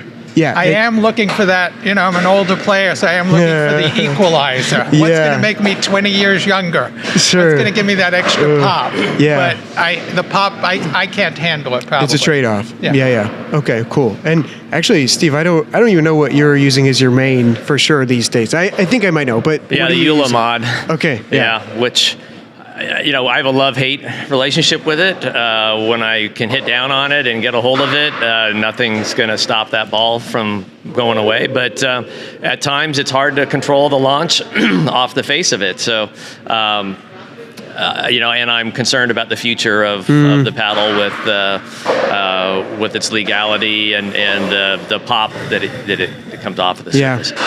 Is it still structurally intact? Mine is only just starting to break down. I know a lot of people had to replace theirs sooner, but I've got to say for today, as opposed to what Stuart said, I felt like the Vatic Pro really suited my style of play and had a very similar, a good controlled power feel to it. And while I'm at it, I was very surprised with the Friday paddle. Great feeling for, I think, more of a starter paddle, but an all-around good performance paddle that I think would be a great place to start. I could play with this on a daily basis if I needed to. Yeah, surprising for I think 2 for 95 or 1 for 65 or whatever. You wouldn't. Great design. Yeah, you wouldn't know. And the handle's fully encased. It's not squishy like some of these others, but a lot to choose from. This one felt more comfortable, but the graphite surface which I thought I would like more, I kind of struggled to make that really work as much. And maybe I would get used to it sooner, but this other surface with I guess it's a spray-on grit, I got used to that right away. So they're both carbon fiber, but that one is the one that you like, the OG, like Friday, is got spray-on grit on it. That's a spray-on. And then the other one is raw carbon fiber that doesn't have the spray-on grit. It's still like $70 or something, but great deal. Different. Yeah, different. Okay, right. Dunamis. And then also, what are you using as your main now? That's a good question. So last podcast, I think I mentioned I was playing with a mod. It's basically broken after less than 4 weeks, so I'm definitely switching away. I'll get a warranty replacement and sell that thing. I can't switch paddles every 3 weeks. It's crazy. I like it for the 2 weeks that it works, but it's just truly not worth it for me. Since then, I've spent probably about a week playing with the PaddleTech, the Bantam TKO CX 12.7. Great name, very catchy. But didn't love that, and now I borrowed Dustin's Chorus Fire EX model.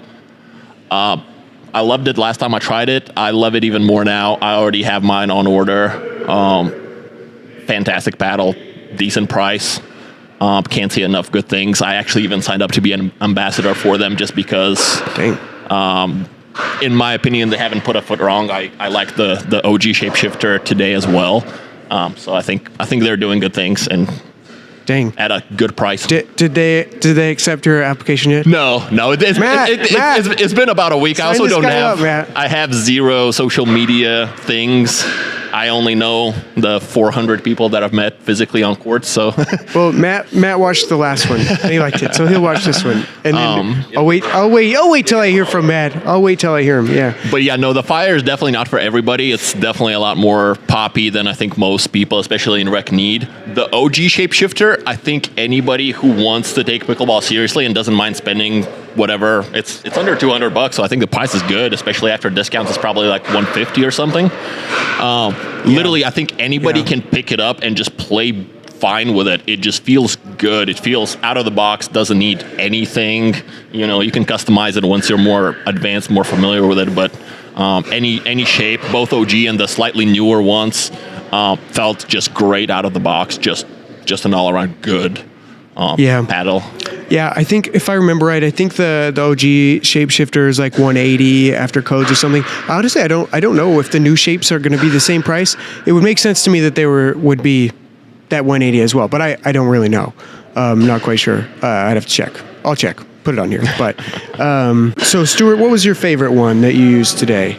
I like the Shapeshifter. Maybe a little closer. I like the Shapeshifter. I played with 2 of them. I liked, I guess, that one better. I think the original shape. I'd have to play with it again to know. I like the bread and butter. There was one I thought felt heavy to me, and we talked about it. I can't remember which one it was. Okay. All 3 of us mentioned it. It's probably the Vatic that felt a little surprising. Yeah, that was the one again. Yeah. So again, that was the Vatic was a little heavy. I couldn't have weighted that one. I don't feel like unless I weighted it near the handle. Yeah, it is surprising. I kind of thought it was going to be a little lighter, but it felt. Yeah. It wasn't like overly heavy. I didn't think, but it wasn't light either. Yeah, you're right. It might be a little head heavy. I don't know. It felt that way to me. I like the Shapeshifters. I like the bread and butter. I played well with that.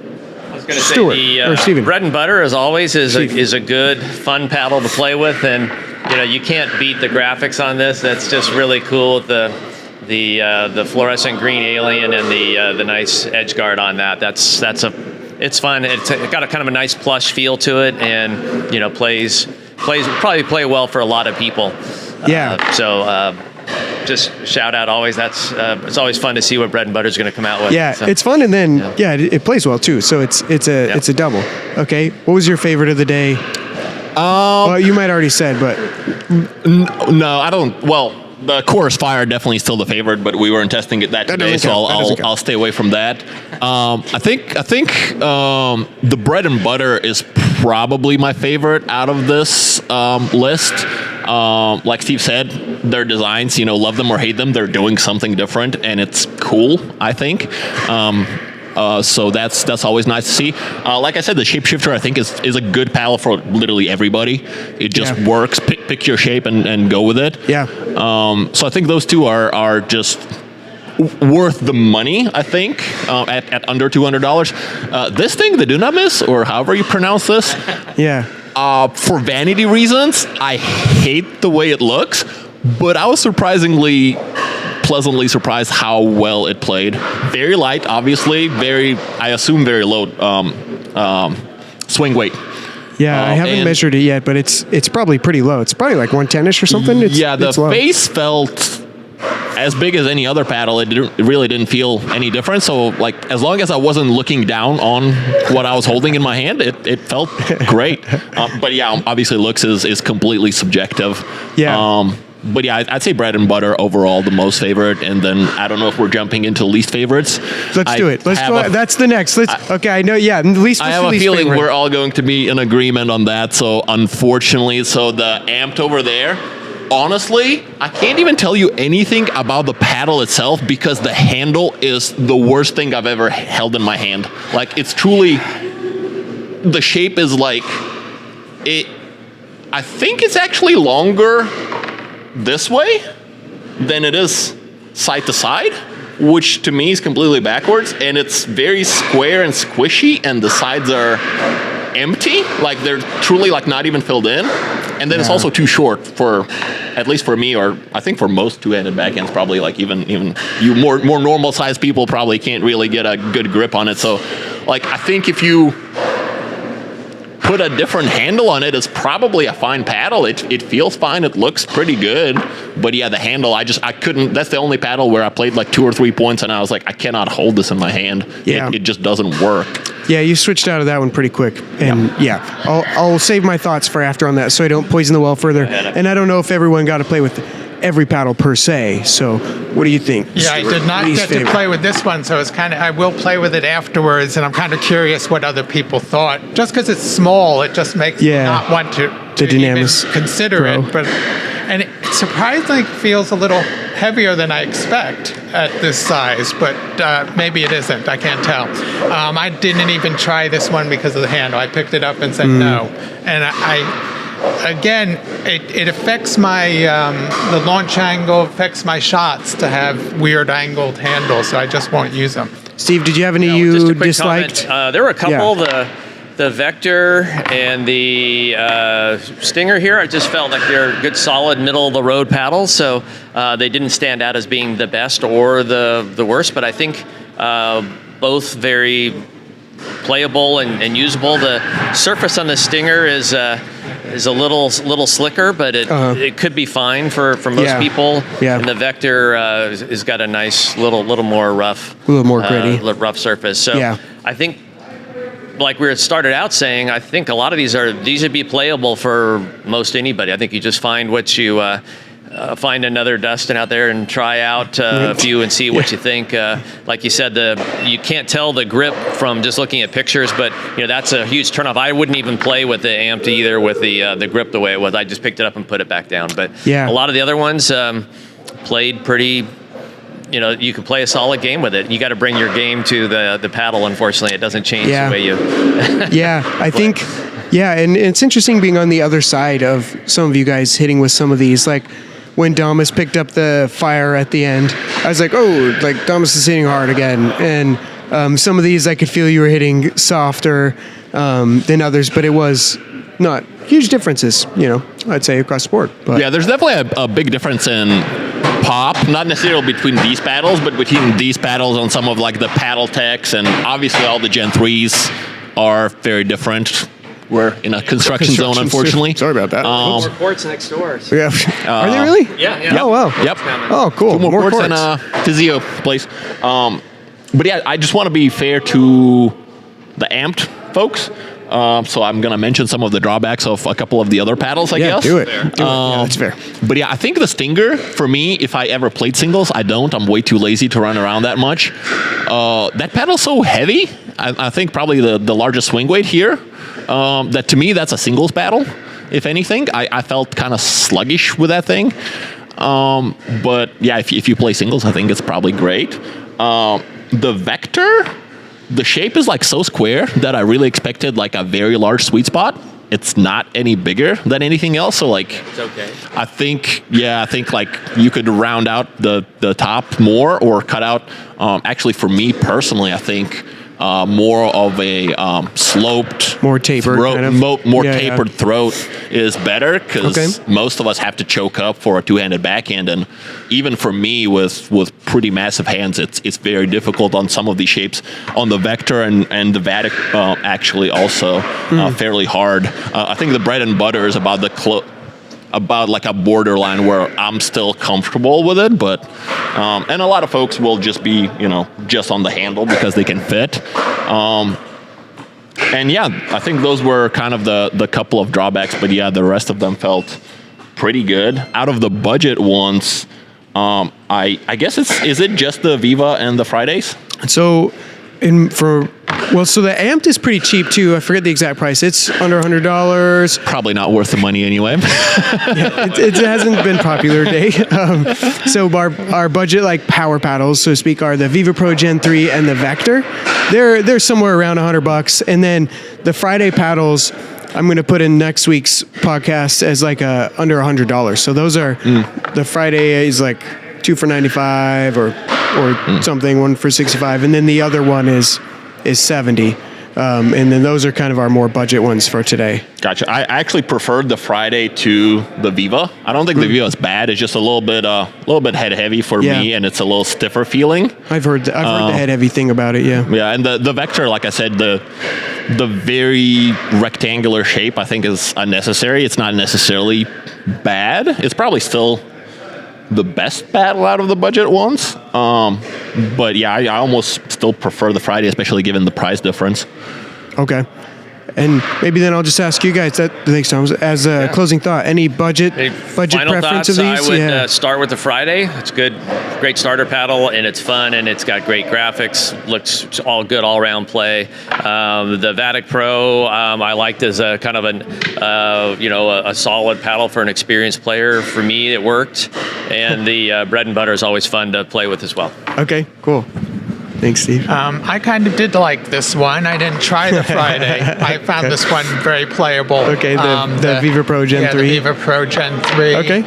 Did not play with the Vector or the Friday, so I can't comment on it. I was kind of curious out of the group if anybody felt on two categories, pop or spin, whether any of these stood out to you as like, this has really phenomenal either one of those. And I'm just curious. There wasn't a paddle I picked up where I went, wow, I can really spin with this thing. Yeah. Where sometimes I do and I go, and then I want to really play with that. I didn't feel any Gen 3 pop on any of these, but they're still fun to play with, and I think we're chatting. I think the game's going to migrate to more of a controlled, shape your shot sort of game while playing with reasonable power. So you're going to move fast, but place your shots well. And I think the new generation of paddles will support that type of play. At some point they're going to have to dial down the pop and power on some of the higher end paddles. It's just ridiculous. So these are a good place to play from. Okay, cool. Thanks, Steve. For me on the spin front, I'd say no. I would imagine that something like the OG Friday, your grid is probably not going to last as long as a raw carbon fiber paddle. But then again, you can buy a stack of them that'll last you longer than the carbon fiber paddle. So on the brand new ones, like spin wise, didn't feel any different. Pop, definitely there's a difference. To me, out of these, I think bread and butter, and maybe the newer shapeshifters are a little bit more poppy than some of the other ones. To me, grit and pop is probably the only characteristics that, other than just how the paddle feels in hand, is what's important to me. Power to me is irrelevant. You can always put more lead and swing harder at the ball, unless you have kind of physical limitations, injuries, etc., or you're a smaller kid or anything like that. Everybody's smaller than you, Dunamis. Not everybody. I do play with one guy who has a lot more muscle than I do. But yeah, pop to me is like, it makes it at a higher level a lot easier to play at the net. You take the same shots, but you swing a lot less at it. I think you can learn to control anything, so I don't necessarily agree that too much pop is a problem. I think it's a problem in rec play. Absolutely. It's frankly dangerous, probably, when kind of young tennis players decide to start playing pickleball and grab a broken Gen 3 and just swing at people's faces. That's not good for the game. But I think pop, for me, it's important. And in terms of spin, I think all these paddles have sufficient. It's just a matter of durability, which we will never figure out in a game or two in 2 hours, unfortunately. But I think most of these paddles, at least the higher end paddles, come with warranties anyway. So I think. Yeah, to some degree. Yeah. Almost never against grit, unfortunately. No warranties on grit, but yeah, that's true. Durability, of course. Yeah, I felt like, having played with most of these paddles, I'll say like the Dunamis is my first day with it. Most of the rest of them, I've played with a pretty decent amount. I thought that the bread and butter was probably the most poppy, and then maybe like a close tie with the Vector and the shapeshifters, the new shapeshifters. I have to hit them side by side to kind of like segregate them. But then maybe it was probably a step down. The Vatic was kind of more of a grabs it and recoil, throws it kind of pop, versus like those other ones are more of a stiff like quick pop. That's more of a grabby, throwy type pop, but that was my thoughts. That was a good question. Okay, anything else, guys? Good. Okay. Thanks, guys. Thanks a lot. We'll see you next time. Thanks, Wells. Okay, that was our community review portion. We'll leave it be. We'll leave it be what it is. But this has been fun. Thanks to Steve, Stewart, and Dunamis again for coming and giving us your take on these paddles. We greatly appreciate it. So this was awesome. Let us know what you think of that portion. We're still learning and growing through that. So any feedback's great. So yeah. Okay, let's wrap it up, Cody. Any wrap up thoughts? So real quick, gonna go over my 12 Days of Christmas giveaways. We got Uptime Energy is giving away 24 drinks total. I think they're giving away 2 12-packs. Heartbeat Brand is giving away a hat. Droopy George is giving away a pair of their shorts. We got Bodie is giving away some grips, edge tape, and towel. And then for paddles, we got 11624 is going to be giving away a Monarch All Cork paddle. We got the 24/7 Mystic. I'm going to be giving that away. And then Spartus hooked me up with an Olympus. They're giving away one of those. And then Chorus is giving away a Shapeshifter. Neonic is giving away one of their Flow Prime X paddles. And then Diadem is actually having a huge giveaway. There's going to be 2 winners, each getting a pair of shoes, one of their Diadem Edge paddles, and then a bunch of like accessories, wraps, and whatnot. So definitely get involved in that. It's going to be a lot of fun.